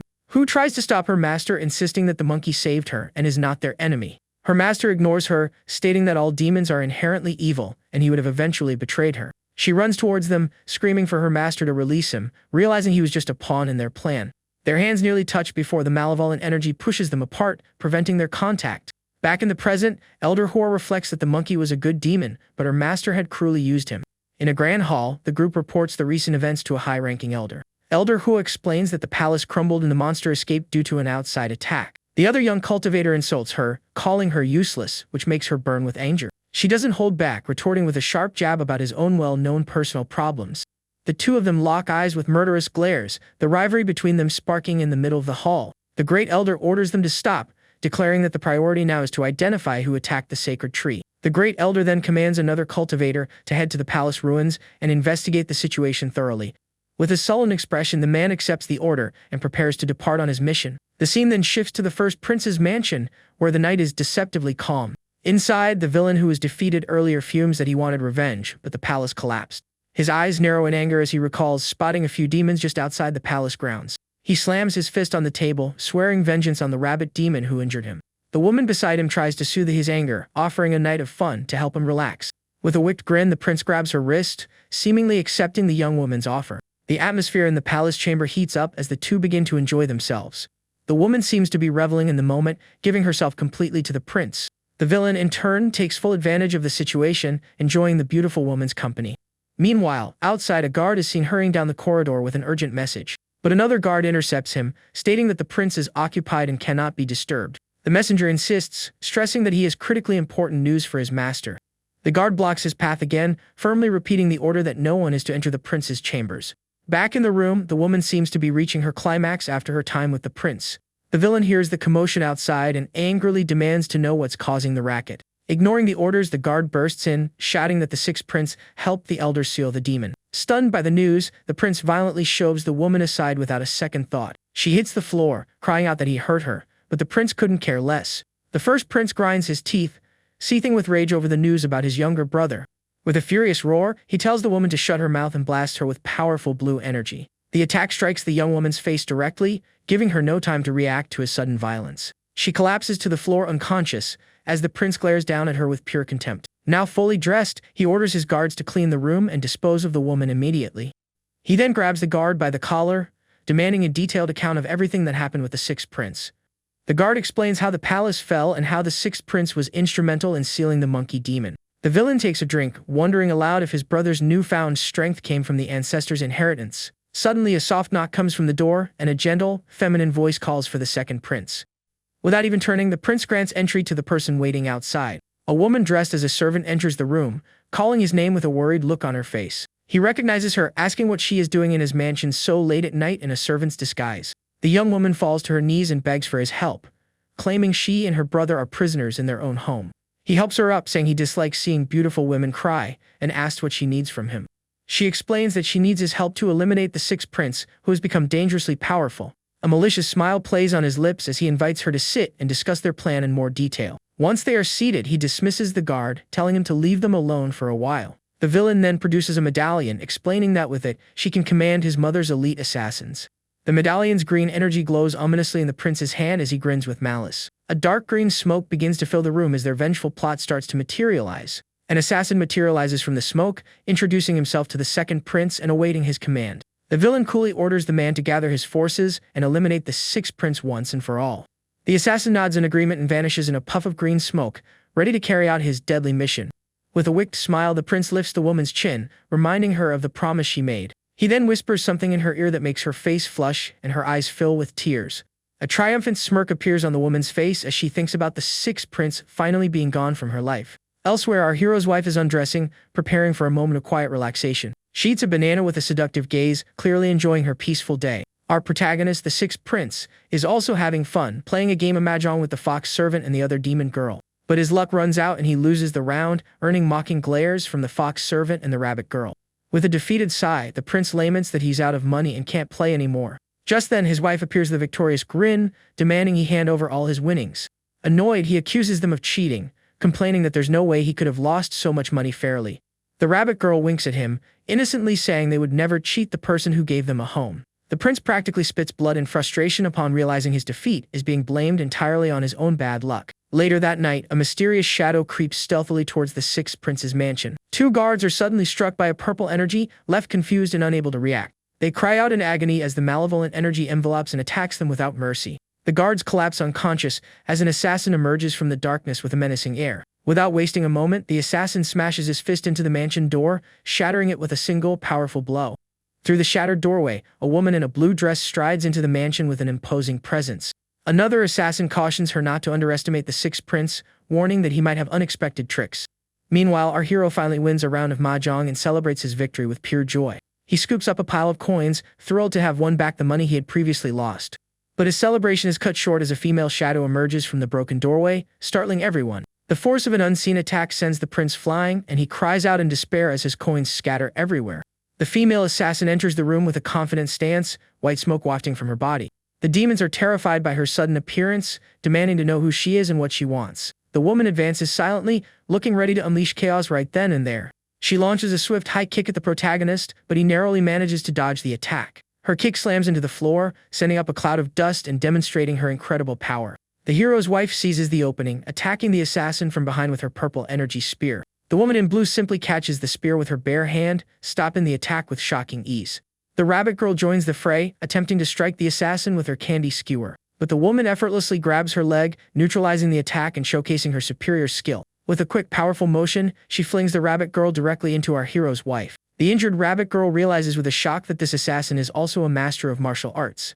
The woman praises the girl's insight, looking down on her with an air of cold superiority. Just then, our hero appears behind her, holding his flaming sword to her neck.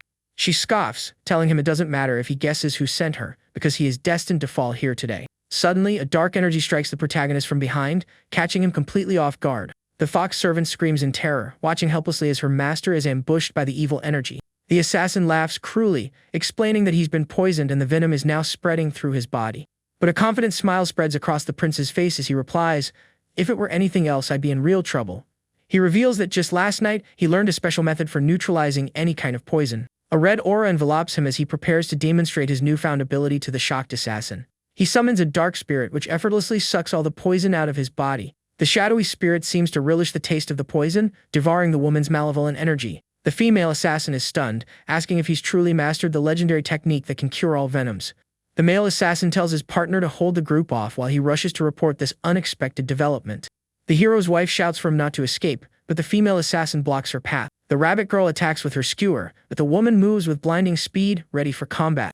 She lunges forward with her claws extended, preparing for a fierce close-quarters battle with the rabbit girl. With a precise strike, she lands a heavy blow, sending the rabbit girl flying from the impact. The protagonist draws his flaming sword once again, preparing to rejoin the intense fight. He brings his sword down on the woman, but she manages to block the flaming blade with her bare hands. The assassin is shocked, wondering how he managed to shatter her protective energy barrier. The prince hands the captured woman over to his allies, telling them to get information out of her before he ends this. Meanwhile, the other assassin reaches a secret chamber and kneels before a mysterious figure. The figure is aghast to learn the poison was cured, demanding to know how the prince also mastered that forbidden technique. Sporting a new look, the hero's wife uses her pink energy to interrogate the defeated assassin on the floor. He screams in agony as she attacks him with a dark energy, calling her a monster from the ghost tribe. With a cold, merciless expression, the young woman shows she will have no pity for her captive. She finishes the man with one final, devastating blow, making the other servant think how lucky he is to be on her side. The protagonist approaches, teasingly reminding her that he asked her to restrain the guy, not destroy him. Embarrassed, his wife explains that she might have used a little too much force during the interrogation. The prince and his servant exchange a nervous glance. He thinks she ever turns into a full-fledged villain, they're all doomed. Later, alone in his room, he decides to explore the new functions of his AI system. The screen displays details about his sword, which can grow stronger by absorbing the energy of his foes. Next, he reviews his current stats including spiritual power, vitality, and other combat abilities. The system has also unlocked a pill shop and a technique store for him to utilize in future battles. He notices no new missions are available, but his weapon has gained some very useful new attributes. Seeing his coin balance is at 0, he asks the little system bird how he can earn some gold. The bird explains that coins can be acquired by defeating monsters or by completing system-generated missions. The prince realizes that to truly understand the system's potential, he needs to focus on completing the main quests. He reflects on how his presence has altered the original story, making it impossible to predict what comes next. Outside, an important official arrives at the sixth prince's mansion, flanked by 2 guards. With an air of arrogance, he commands the servant to announce his arrival to the young prince at once. But before the servant can even speak, the official snaps at him to shut his mouth. The man then spots our hero fishing peacefully in the garden and thinks, "There you are." With dark circles under his eyes, the prince complains that he's been trying to fish for 2 hours with no luck. The official approaches with a smirk, mocking his bad luck and offering to have some fish sent over. The protagonist politely declines, then asks for the real reason for his visit, knowing it's not just a social call. A sinister smile spreads across the official's face as he reveals the king has sent him to summon the prince and his wife. The young prince stands, wondering if his father's sudden call is related to the destruction of the palace. Suddenly, he feels a sharp tug on his fishing line and realizes he's finally caught something. A triumphant grin appears on his face as he reels in a giant fish, celebrating the successful mission. The couple then makes their way to the royal palace, preparing to meet the emperor, the prince's father. He thinks to himself that this is the first time he'll meet his original body's father and hopes his secret isn't exposed. In the grand throne room, the emperor sits with a stern and imposing expression on his face. With a thoughtful gaze, the ruler appears to be contemplating the kingdom's recent turmoil. 2 guards mutter to each other, one wondering why the king is making them stand and wait for so long. With firm steps, the couple ascends the palace stairs, steeling themselves for the royal audience. Their arrival is announced, and they enter the throne room to finally present themselves before the emperor. The king stares them down with a mysterious gaze, seeming to scrutinize every detail about the sixth prince. Our hero feels the heavy tension in the air and braces himself for whatever is about to happen. The emperor finally speaks, asking if it's true that he assisted the elder in sealing the monkey demon. The prince humbly explains that the monkey was already weakened, and he was simply fortunate enough to help contain it. The king reminds him that he was born with a constitution unable to cultivate, directly questioning his current power. Our hero tenses up, realizing the emperor is deeply suspicious and wants the complete truth. With his excuse already prepared, the prince explains that his wife used a secret recipe from the ghost tribe to heal him. The scene flashes back to him telling her this would be their cover story if his father ever asked. The emperor gives him a long, suspicious look but seems to accept the explanation, at least for the moment. He thinks how much the boy resembles his mother, her reflection momentarily appearing in the king's eye. The emperor then abruptly changes the subject, announcing the sex selection tournament in 3 days. A servant presents 2 medallions as the king explains the winner could even become a coveted inner disciple. Suddenly, a counselor stands up, declaring that the 6th prince is a malevolent presence who should not be allowed to participate. The emperor's voice is calm but laced with menace as he asks why the counselor would say such a thing. The man bows low, accusing the prince of brutally assaulting and gravely injuring his grandson at the palace. Our hero rolls his eyes, thinking to himself that this counselor is a master of spinning sob stories. Another official chimes in, adding that the prince's wife is a half-human, half-ghost abomination. Furious, the king roars for everyone to be silent, stating that his decision is final and will not be changed. The counselor thanks the emperor for promising to help his grandson recover from his supposed injuries. The man on the ground grinds his teeth in rage, resentful of the king's sudden attention toward this son. Outside, 2 other conspirators decide they must handle the situation before it spirals out of control. One of them looks to the sky with a determined glint in his eye, clearly plotting against the young prince. He remarks that he thought the girl would have disappeared by now, admitting he completely underestimated her. The scene then shifts to a full moon night, with clouds drifting across the kingdom's sky. At his mansion, the counselor meets with an assassin to go over their wicked plans. With a grim expression, the man entrusts the mission to the assassin, stressing that failure is not an option. On a quiet night, surrounded by glowing lanterns, our protagonist's story continues. He is deep in meditation, a dark energy swirling around him as he prepares for an important task. His wife approaches, asking what he's doing out here alone in the dead of night. With a warm smile, he explains he's just warming up to help her cultivate her meridians. He gives her a gentle warning to brace herself, as this time the process might be quite painful. Later, he presents her with a book of techniques to help her grow even stronger. She takes the book, recognizing it as the ancestor's technique, and asks if he won't be using it himself. He explains that he already wields the power of the dragon, making this particular dark technique unsuitable for him. Her heart warms at his thoughtfulness. She reflects that no one has ever treated her with such kindness. He then announces he has another gift, as a vibrant purple energy begins to glow in his hands. The prince summons the ancestor's scythe, explaining that since its master is gone, the weapon is now ownerless. His wife is stunned, asking if he truly managed to obtain the ancestor's inheritance from the palace. He reassures her, telling her that time in their special training space moves slowly, giving her ample time to practice. Filled with determination, the young woman declares she will train hard enough to surpass her husband's strength. She then discovers the technique requires dual cultivation, meaning she needs his help to practice it. The little system bird explains that he can now transfer his own cultivation energy to assist her. He asks if he'll lose his own power, but the bird clarifies that her energy will, in turn, protect him. Lying on the floor, his wife announces that she is ready and waits for him to begin the training. With a mischievous grin, the prince moves closer, preparing for their dual cultivation session. The scene grows more intimate as the two are enveloped in a swirling pink energy during their training. The white-haired young woman announces she has reached the 2nd level of the technique and needs his help to advance further.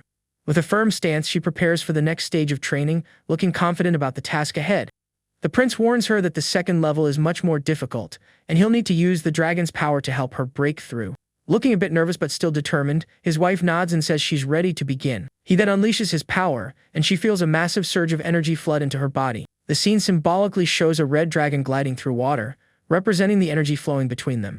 Overwhelmed by the intense energy, she groans and calls out her husband's name during the training. A majestic white dragon with golden accents appears, symbolizing the pure power he is transferring to her. With her face flushed in embarrassment, she calls him husband, clearly enjoying his assistance.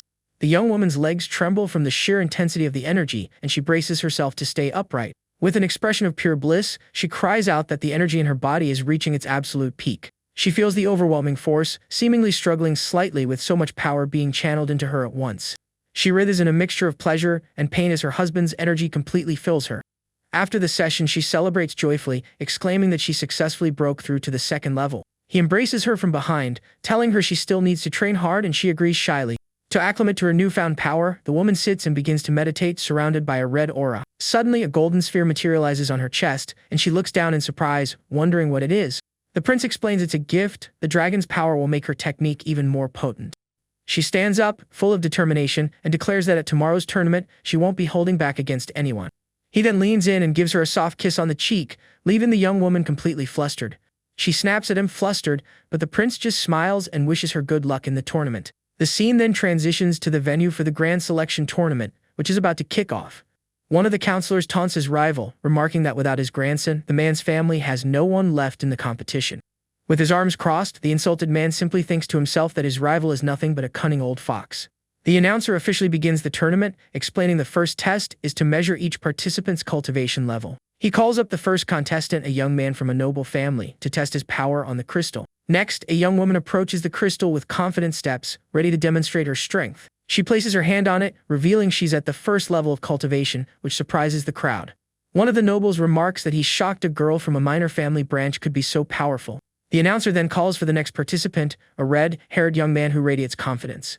The crowd murmurs that he is exceptionally talented and a strong contender to win this year's tournament. The counselor from before boasts that with his nephew now in the running, certain people are in for a disappointment. The red-haired young man approaches the crystal and touches it with a smirk of superiority. The crystal erupts in a brilliant light, revealing the young man's astounding level of power to all. The audience gasps in shock. He's at the third level, a full stage higher than anyone expected. With a proud look, the young man steps back, and the announcer calls the next competitor. He calls out the name of our hero, the sixth prince, and the redhead deliberately bumps his shoulder as a provocation. The rival glares at him, sneering that he didn't expect a coward like him to actually show up. With a sly grin, the protagonist retorts, "There are many things you wouldn't expect." Enraged, the redhead calls him trash and vows to see what he's really made of during the competition. Our hero approaches the crystal and, with a powerful punch, unleashes all of his energy at once. The crystal flares with an intense light, revealing that he, too, has reached the third level of cultivation. With a victorious smirk, he taunts his rival, whose face twists in fury at the prince's audacity. A woman with white hair and black streaks observes from the stands, finding the development very interesting. Two young women whisper to each other that the prince has become incredibly strong and his mother would be so proud. Another woman thinks to herself that the boy she's been watching has finally proven his worth to everyone. The announcer then calls the first match of the tournament, the young woman from before against the red-haired rival. With an arrogant sneer, the redhead asks if she seriously thinks she can win, suggesting she should just forfeit now. Her eyes flashing with fury, the young woman readies herself for battle, determined to prove him wrong. She leaps into action, charging toward him with her twin swords at the ready. Her blades glow with a blue energy as she launches a swift and precise strike in his direction. The young man dodges the attack by a hair's breadth, and she thinks how close she came to landing a hit. Her sword slams into the arena floor, cracking the stone and showcasing the power behind her attack. He immediately counters with his flaming sword, unleashing a wave of fire directly at her. A confident smirk on his face, the red-haired rival prepares another attack to assert his dominance. He uses a light-based technique, firing multiple blasts of red energy at his opponent. With no way to defend herself, the young woman is hit directly and forced to surrender to avoid serious injury. The announcer declares the red-haired young man the winner, and he struts out of the arena with an air of superiority. Furious over her defeat, the young woman glares at him with hatred as she's helped off the floor. The two counselors comment that her strength was lacking and that the young man showed her no mercy. The counselor thinks to himself that the girl's defeat is irrelevant, as his real champion has yet to fight. The woman with white and black streaked hair steps into the arena, fixing our hero with a serious gaze. The protagonist is slightly taken aback by her presence, wondering who this woman could be. Is she that girl's sister? He wonders in shock, confused by how different they look. "Where do you think you're looking?" she snaps, threatening to gouge his eyes out if he doesn't stop staring. She then unleashes a blast of blue energy that unexpectedly smacks the prince right in the face. Two men in the crowd chuckle, remarking that the sixth prince clearly didn't know her attacks were long-ranged. The hero's wife sighs in despair, thinking her husband is a lost cause after that embarrassing display. A pink-haired girl explains to her that her sister is a specialist in long-distance combat. The prince complains to his system about getting slapped, but the little bird retorts that it was his own fault. The woman glares at him, saying that if this is the extent of his power, she's going to be very disappointed. The announcer signals the start of the match, and the two competitors prepare for battle. With astonishing speed, our hero uses his ghost steps technique to close the distance instantly. He unleashes a flurry of rapid punches, and his opponent is stunned by his incredible speed. The protagonist explains that his fusion with the sword has made his body far more resilient than before. He continues his assault, hammering away at her energy shield until it shatters with remarkable ease. The woman is shocked to see her barrier destroyed so quickly and is sent flying backward. She thinks that since she's also a martial artist, his physical attacks shouldn't have been so damaging. The crowd murmurs in shock, saying the sixth prince was too harsh, basically turning her into a punching bag. Lying on the ground, the young woman glares up at the prince, her eyes filled with disbelief at what just happened. With a fresh bruise under her eye, the woman uses a fan to hide her face, clearly seething with anger. She furiously yells that her face is ruined and she refuses to continue the fight after such a humiliation. The announcer declares our hero the winner, and he mocks the woman for giving up so easily. The two counselors are livid, thinking that the champions they backed have all turned out to be completely useless. The protagonist walks over to the fallen woman, who flinches and asks what more he wants from her. In a swift motion, he grabs her chin, making it seem like he's about to do something aggressive. But instead, he just gives her cheek two gentle pats, a gesture that only adds to her humiliation. However, his pats miraculously heal her bruised face, leaving the woman utterly astonished. She stares at her reflection in a small mirror, asking in shock what kind of healing technique he just used. He claims it's his own creation, though he thinks to himself it was actually a reward from his mission system. The red-haired rival watches from a distance, acknowledging that the protagonist's strength has grown immensely. The tournament proceeds, and the next match is announced: our hero versus his red-haired rival. With an arrogant smirk, the rival warns him that there's still time to surrender and save himself the embarrassment of losing. The protagonist knows his body can't take a direct hit from his opponent's powerful attacks without getting injured. The rival charges forward, his body glowing with a bluish energy as he prepares a mighty blow. Gripping his sword, our hero braces himself to defend against the full-force attack. He activates his Thousand Blades technique, creating multiple golden energy seals for protection. Their swords collide with a deafening clang, sending a shower of sparks across the combat arena. Suddenly, glowing golden chains erupt and around the red-haired rival's sword, shocking him. He yells out in surprise, having no idea what these chains are or where they came from. The chains violently yank him into the air, leaving him dangling upside down with no way to break free. Helplessly suspended, the young man shouts in disbelief, asking what kind of insane technique has captured him. Our hero then rushes forward with his sword, preparing to deliver the final blow of the match. He strikes with a powerful slash of golden energy, and the red-haired rival is hit squarely by the attack. The impact sends him hurtling across the arena as the chains dissolve, releasing him from their grip. Furious, he swears he will destroy the protagonist, vowing he won't leave the arena alive. The rival thinks that if his opponent had been using a higher quality sword, the fight would already be over. With a bead of sweat tracing a path down his face, the rival appears to be in a dire situation. The protagonist notices his opponent consumes something and stays on high alert for what's coming next. The rival thinks that the pill his grandfather gave him has boosted his power, and now victory is within his grasp. A fiery aura surrounds our hero as he feels the murderous intent radiating from his opponent. The rival then dashes forward with incredible speed, his eyes now glowing a menacing red. Their swords clash once more, the impact sending another shower of sparks across the arena. The red-haired rival's blow creates a massive explosion of blue energy, showcasing his new level of power. With his sword glowing crimson, he attacks the protagonist with overwhelming fury and strength. He unleashes a wave of white energy, a blow that strikes our hero directly in the arena. Lying in the dust, the prince appears to have been defeated by his rival's devastating attack. But with a small cut on his forehead, he blinks, already recovering from the powerful hit he took.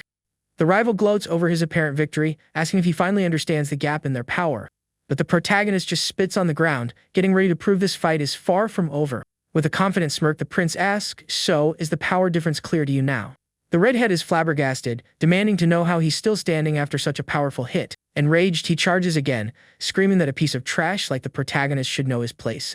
But the prince casually blocks the rival's sword with his bare hand, leaving him utterly stunned. The protagonist then activates a system card, freezing time in the arena for a few precious seconds. The rival is caught, frozen in midair and completely unable to move, as our hero prepares his next move. With time stopped, the prince says, "Now this is the true difference in power between us." He then cloaks his hand in a dark energy, preparing to land a decisive blow. The prince strikes his rival with the energy, explaining that it will seal off his ability to use his power. As time resumes, the redhead collapses to the ground, defeated and bewildered by what just happened. The audience is confused, wondering how the protagonist defeated his opponent so quickly. His wife remarks that it all happened in the blink of an eye. One moment they were fighting, the next a dagger was in his chest. Kneeling and wounded, the rival thinks he can't believe he lost to someone he held in such contempt. Unable to accept his defeat, he struggles to his feet and lunges for one last, desperate attack. "Stop!" The emperor's voice booms across the arena, ordering him to stand down immediately.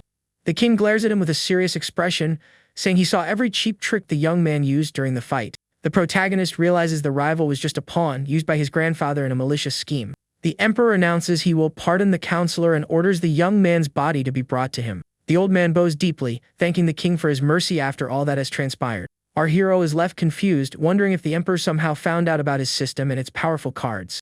The emperor rises from his throne and confronts the counselor about how he raises his own grandson. In a panic, the old man throws himself from the royal balcony, begging for the king's forgiveness and claiming ignorance. The emperor accuses him of being too old and cunning not to have noticed his grandson was using forbidden pills. The counselor continues to plead his innocence, swearing he had no part in his grandson's dishonest actions.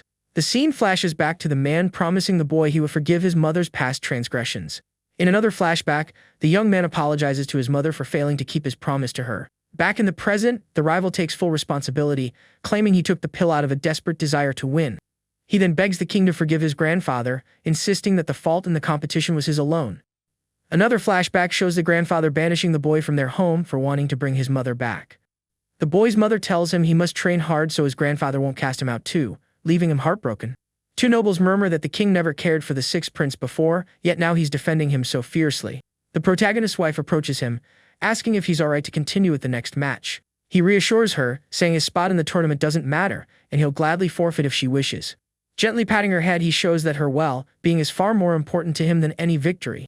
A mysterious hooded figure watches this tender moment from afar with a grim, unreadable expression. Annoyed, she refuses his offer of charity, insisting she doesn't need it, and they will fight as equals.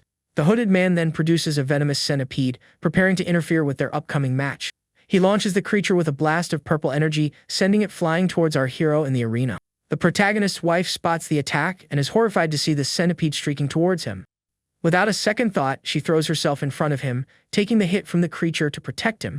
With a look of alarm, the protagonist moves to protect his wife from the sudden attack. He pushes her out of the way, yelling for her to watch out for the poison headed straight for them. The young woman is confused by his sudden action, not understanding what is happening in the arena. The prince pulls her away, and she asks what got into him to do something so drastic out of nowhere. He explains that he saw the hooded man launch something at them, and was trying to shield her from the attack. She scans the area and says there's nobody there, asking if he's starting to see things. The protagonist is suspicious, but his doubts are cut short as his wife suddenly collapses in front of him. She screams in agony as a fiery energy engulfs her, desperately calling out his name. He catches her in his arms and cries out her name, terrified by what is happening to her. The system announces a new critical mission: save her life. If he fails, he will also perish. He frantically tries to transfer his energy to her but finds that he can't, sending him into a panic. A furious realization dawns on him: the hooded man is the one responsible for all of this. He yells for his father, the emperor, and runs towards him, begging for help to save his wife. The royal physician examines her, and the prince anxiously asks about his beloved wife's condition. The man gravely explains that she's been struck by a rare poison. In 3 days, she will not survive. The protagonist is stunned. The cult that uses this poison wasn't supposed to appear in the story for years. The emperor raises his face, a mask of fury, declaring he will not tolerate such schemes in his domain. With a powerful aura of fire, he prepares to unleash his full power and resolve the situation. The queen and the protagonist watch in awe as the king summons a legendary spiritual treasure. With golden rings glowing on his fingers, the emperor prepares to use his immense power to save the young woman. The hooded man screams in agony as he feels the emperor's power seizing control of him from across the arena. Radiating a fiery aura, the king manipulates the man like a marionette, demonstrating his absolute power. Against his will, the hooded man begins to walk, unable to resist the emperor's overwhelming control. With slow, forced steps, he is compelled to approach the protagonist, unable to stop. The young prince, still holding his wife, asks what is happening to the mysterious man. A servant explains that the king is using one of his unique abilities to control the villain's body. The protagonist is deeply impressed by the king's domineering power and his complete command of the situation. The hooded man stops directly in front of our hero, glaring at him with a look of pure hatred. "You should not be alive," he snarls, revealing his true motive for being there. Furious, the protagonist grabs him, demanding that he hand over the antidote to save his wife. The man can only groan in pain, unable to speak as the prince's hands tighten around his throat. Our hero lifts him off the ground, his eyes burning with rage as he continues to demand the antidote. The physician steps in, informing him that the man has no vital signs left and can no longer help. From his throne, the emperor observes the scene as the doctor confirms the hooded man's demise. The king watches everything in silence, while the queen beside him appears to be scheming. Another noble steps forward, accusing the sixth prince of killing the man to silence him. He claims the prince despises his granddaughter and conspired with the villain to have her poisoned. The noble kneels, accusing the protagonist of treason and declaring that he harbors evil in his heart. The prince defends himself, arguing that if he had planned something, he wouldn't have done it in front of everyone. The crowd's sentiment turns, and they begin to join in, accusing him of murdering the hooded man. A woman with pink hair watches the unfolding drama with tears in her eyes, looking deeply concerned. The emperor rises and tells a servant to accompany him for a closer look at the scene in the arena.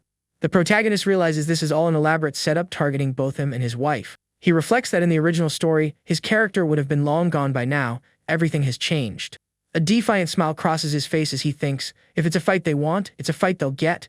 The prince then turns to the king, firmly stating he neither killed the man nor allied with him. The noble immediately accuses him of lying, claiming that everyone saw him attack the hooded man. The protagonist challenges the noble to have the body examined to see who truly delivered the final blow. Enraged by the implication, the old man tears out a chunk of his own beard in a fit of fury. The queen attempts to calm her father, reminding him that the king is present and will make the right judgment. Our hero thinks that the noble's impatience is making it obvious that he's the one behind the scheme. The royal physician then approaches to examine the body and give his official findings. He explains the poison is from the same cult, and with the attacker gone, fighting a cure will be extremely difficult. The noble throws himself at the poisoned girl's side, weeping dramatically for his granddaughter in a grand performance. The prince rolls his eyes, thinking the old man is a fantastic actor who is fooling almost everyone. Suddenly, the emperor's voice booms. Do you all take me for an idiot? He lifts the corpse, revealing that the man's internal organs have been rotten for a very long time. The king explains that the body itself was riddled with the same poison, which was the true cause of his passing. With a furious glare, the emperor turns to the noble and asks if he has anything to say in his defense. Desperate, the man falls to his knees, claiming this was not his intention and begging for the king's forgiveness. The emperor declares that with this cult operating right under his nose, he can no longer let it slide. The queen tries to defend her father, claiming he didn't mean to frame the sixth prince on purpose. With a sharp gesture, the king silences her, stating that his decision on the matter is absolute. He then tasks the noble with investigating the cult's infiltration, giving him 1 month to produce results. The protagonist recalls that this cult is led by 4 incredibly powerful evil gods. He concludes the emperor already suspected the noble, which is why he assigned him this impossible mission. Elder Hoa approaches, remarking that the play they all just witnessed was quite entertaining. With a graceful smile, she introduces herself to the king, greeting him with formal respect. The emperor is surprised, asking what the esteemed elder of the sect is doing at his tournament. She announces that she has come with the intention of recruiting the sixth prince as her direct disciple. The queen and the noble are utterly shocked by this news, unable to believe what they've just heard. The king is thrilled with the offer, saying it would be a tremendous honor for the royal family. However, the prince declines the offer, explaining he must stay to care for his wife, who is poisoned and in grave danger. Furious, the emperor reprimands him, saying he is bringing shame upon their family by refusing such an honor. The queen observes, realizing the king is desperate for the sixth prince to join the powerful sect. The protagonist wonders why his father is so insistent, suspecting it might have something to do with his other brother. Elder Ho then places a hand on his shoulder and makes him an offer he simply cannot refuse. She promises that if he becomes her disciple, she can cure the poison afflicting his wife. The woman reveals she possesses a spiritual spring that can sustain his wife's life until a permanent cure is found. Without a moment's hesitation, the young man drops to his knees, calls her master, and accepts the proposal. The emperor concludes the tournament, instructing our hero to take his wife and Elder Hua to the sect. Elsewhere, a man pays 2 gravediggers to bury a body with instructions to never return. Suddenly, a bizarre purple worm burrows out of the freshly disturbed earth. Moments later, a hand bursts from the grave and a body rises from the dirt, terrifying the 2 gravediggers. They stare in shock, unable to believe their eyes as the man they just buried stands before them. The risen man is the red-haired rival, now a zombie-like creature with glowing crimson eyes. Screams of terror fill the forest as the undead creature mercilessly attacks the 2 gravediggers. The scene then shifts to Elder Hua's sect, a breathtaking place filled with magnificent structures. Our hero walks with his new master and his wife across a serene bridge over a pond of water lilies. The elder explains that this is her personal peak and that he now has full access to all of its resources. The prince feels incredibly lucky, thinking he's been handed a master on a silver platter. He then asks why she chose him as her disciple, and she praises him, calling him a promising talent. A skeptical smile plays on his lips. While she's not wrong, he can't shake the feeling that there's more to it. They arrive at a waterfall, where the elder reveals the location of her peak's special spiritual spring. She explains her plan to use the spring to cleanse the young woman's meridians, halting the poison's progression. With an eager smile, the young man agrees, ready to follow his master's instructions. With a firm step, Elder Hua approaches the spring, preparing to begin the healing ritual. The protagonist carefully lowers his wife into the spring's water so the healing can begin. The young woman rests peacefully in the water as her husband watches over her with a worried expression. He then turns to his master and asks what else he needs to do to help save his wife. The master tells him to head down the mountain, assuring him she'll let him know when the cleansing is complete. She then changes the prince's wife into a new set of clothes, remarking on how well developed the girl is. Now in a new dress, the woman floats magically above the water, ready for the ritual to begin. Elder Hua performs a spirit attraction technique, drawing the spring's potent energy into the young woman's body. A dark, murky energy begins to seep out of the protagonist's wife as she is purified. But the master is shocked when she senses a powerful, ancient dark energy originating from deep within the poisoned girl. The prince reappears with an awkward smile, admitting that explaining that energy would be a very long story. The dark energy suddenly intensifies, and the young woman, the water, begins to writhe in a mix of pain and pleasure. She cries out from the conflicting sensations as the malevolent energy seems to try and overwhelm her. The master realizes this dark energy is actively repelling her own power and spits up a mouthful of blood from the strain. Seeing the dire situation, the protagonist decides to intervene, using his own energy to help save her. The young woman floats serenely in the water as her husband's energy completely envelopes her. The system announces that her remaining lifespan has been extended to 5 days, and he sighs in relief. He asks if his master is alright, and she explains the conflicting energies caused a backlash and she needs to rest. With a serious expression, the elder says his wife's condition is stable for now and asks to speak with him privately. The scene shifts to a beautiful pavilion where the two sit down to talk alone. The master correctly deduces that he cleared the 3rd level of the palace and obtained the ancestor's technique. She strongly advises him to keep his powers a secret from everyone, warning that his brother might try to harm him. The woman hands him a flute, instructing him to travel to a specific mountain and find a certain person. She explains that this person is the only one who can truly cure the poison, and he asks why she won't go herself. She smacks him with her fan, tells him she's busy, and sends him flying off the pavilion.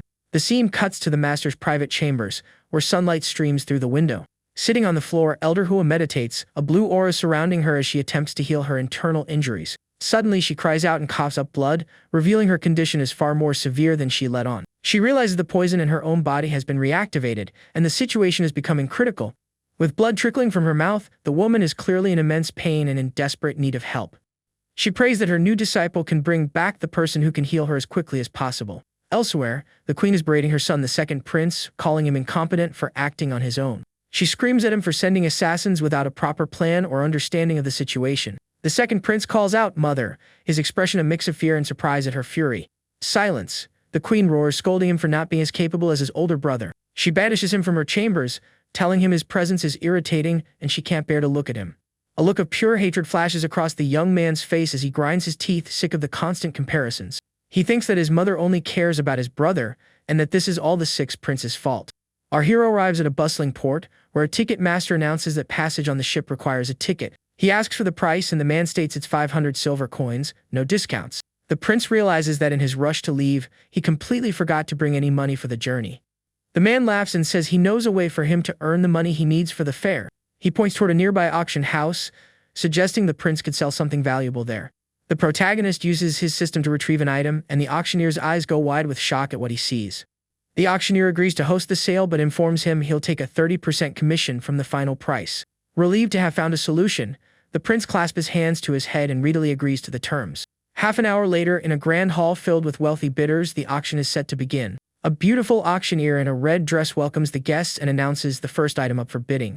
A young noble in the audience scoffs at the item, saying he's only here for the second lot of the night. The woman then unveils our hero's fire sphere, officially starting the auction for the rare item. A wave of shock ripples through the crowd as they wonder who would be willing to auction such a precious treasure. The woman confirms it is a genuine fire sphere, explaining its immense value to fire attribute cultivators. With a smile and a playful wink, she announces a starting bid of 1 million coins. The protagonist is stunned, realizing the item he casually pulled from his system is far more valuable than he imagined. The bidding war kicks off immediately, with multiple people shouting out increasingly higher offers for the rare fire sphere. Suddenly, a hooded figure bids 3 million coins, silencing the hall with the staggering amount. The crowd murmurs in surprise, with one person noting that the bidder must be a powerful fire cultivator. The woman begins her final countdown as no one else seems willing to challenge the massive bid. With a sharp crack of the gavel, she declares the fire sphere sold, concluding the auction for that item. The prince is more than satisfied with the outcome, now having more than enough money for his journey. Suddenly, the system issues a new mission: rescue an enslaved mermaid. The protagonist is surprised by the unexpected quest and turns his attention back to the stage. A hand pulls back the stage curtain, preparing to reveal the next item up for auction. The woman announces that the second item of the night is a beautiful mermaid, captured just recently. The auctioneer explains that the mermaid's tears crystallize into pearls and her blood emits a rare, alluring fragrance. The crowd buzzes with excitement, one man remarking how thrilling it would be to own a real mermaid. The young noble from before declares that he fancies the mermaid and will have her at any cost. The announcer sets the starting bid for the mermaid at a staggering 800,000 gold coins. The bidding starts fiercely, with several wealthy patrons shouting out increasingly high offers. The young noble then bids 2 million coins, looking utterly determined to win the mermaid. The audience murmurs at his presence, whispering that the mermaid will surely meet a terrible fate in his hands. Our hero then joins the bidding, offering 210,000 more than the noble's bid. Furious, the noble demands to know who dares to compete with him, ordering them to reveal themselves. With a mocking smile, the protagonist tells him to stop talking and just raise the bid if he can. The noble increases his offer to 250,000, and our hero instantly counters it. With an ironic smirk, he says that if the noble can't afford it, he had no business bidding in the first place. A servant leans in and whispers to the noble, reminding they only brought 250,000 coins. The noble angrily strikes his servant, ordering him to go find more money immediately. It then dawns on the furious noble that his personal funds were frozen after a recent incident. He glares at our hero with pure hatred, swearing to get revenge for this public humiliation. Fuming, the noble and his servants storm out of the auction, leaving the path clear for the protagonist. The woman brings down the gavel, congratulating our hero on his successful purchase of the mermaid. The system announces the mission is complete and rewards him with a valuable invisibility pill. He walks to the stage and, with a single touch, shatters the glass tank, freeing the mermaid from her prison. Freed from her tank, the mermaid screams as she plummets toward the unforgiving floor. In a flash of blue light, her tail magically transforms into legs, giving her a human-like form. The protagonist catches her in his arms, gently asking if she's alright after the ordeal. He leans in closer and comments on her pleasant scent, which only frightens the terrified young woman. She shoves him away, screaming for him to stay back and making it clear she doesn't trust him. The mermaid snatches a shard of broken glass from the floor, preparing to defend herself. With tears streaming down her face, she threatens the prince, warning him not to come any closer. He holds up his hands in a gesture of peace, assuring her he means no harm and she is free to go. Clutching the glass shard, the young woman asks skeptically if he's telling the truth. With a kind smile, he replies that a gentleman never lies and she can trust his word. She thinks to herself that humans can't be trusted and decides her best chance is to escape immediately. But just then, the noble's guards appear, surrounding her and telling her she's not going anywhere. The mermaid is terrified as the guards point their swords at her, unsure of what to do. Our hero sees the danger and immediately steps in to protect the young woman from the noble's men. He pulls her close, shielding her as the men advance ready to attack. With a powerful leap, he throws himself into the fray, ready to show them his true strength. The protagonist unleashes his golden energy, blasting the men with an overwhelming wave of power. The guards are thrown to the ground, defeated, their swords scattered by the force of the blow. The young noble from before reappears, clapping and praising the prince's skill with a malicious smile. The protagonist recognizes him and becomes enraged, realizing the noble was behind this ambush all along. The noble declares that he was the first person to ever dare outbid him, and for that, he has prepared something special. The protagonist looks utterly exasperated, thinking he just wanted a peaceful evening after the auction. The mermaid glances between them, wondering if she can trust the prince and contemplating an escape while they're distracted. Out on the street, the noble and his guards have the couple surrounded, demanding the immediate surrender of the mermaid. The prince scoffs at him, retorting that since he couldn't win her at the auction, he's now trying to steal her in the street. Enraged, the noble orders his guards to attack and eliminate the protagonist without mercy. The men charge forward with swords drawn, descending on the couple with bloodthirsty intent. The protagonist effortlessly lifts off the ground, holding the mermaid in his arms as he faces down the guards. Protected by a powerful energy barrier, he tells them they are not qualified to challenge him. With a single sweeping gesture, he launches multiple blasts of blue energy, defeating all the men at once. One of the guards warns the noble that the prince is far too strong, and they are no match for him. Furious, the noble kicks one of his fallen men, calling them useless trash for being so weak. The scene focuses on the approaching feat of a mysterious man, who offers the noble some advice. The man suggests unleashing his prized beast from the fighting arena, a creature that has never lost a battle. The noble eagerly agrees and orders the beast to be released from its cage to destroy the protagonist. A giant red-skinned demon bursts from its cage, letting out a roar of impressive fury and power. The creature immediately charges and attacks the noble's own guards, who are terrified by the beast's strength. One of them screams for the demon to stop, yelling that it's attacking the wrong people. The demon effortlessly tosses the guards aside, defeating them with incredible ease. The protagonist mocks the noble, asking if this idiot beast is supposed to be his champion. The demon roars and charges directly toward the couple with overwhelming fury and power. "Watch out!" the mermaid yells, pushing the prince aside to protect him from the attack. The demon lands with a devastating impact, shattering the ground and sending them both flying. The protagonist is surprised, realizing that the demon's primary target wasn't him after all. The creature turns its attention to the mermaid, staring her down with a hungry, menacing gaze. Terrified, the young woman screams for it to stay away and scrambles backward as fast as she can. The demon reaches out to grab her, and the mermaid cries in fear, seeing no path of escape. Suddenly, the massive demon collapses to the ground unconscious, leaving our hero utterly bewildered. The noble and his men are equally stunned, wondering what could have possibly happened to their prized beast. The mermaid then rises to her feet, surrounded by a blue aura, her demeanor transformed into something far more powerful. She confidently steps onto the chest of the fallen demon, looking down at it with a cold, superior air.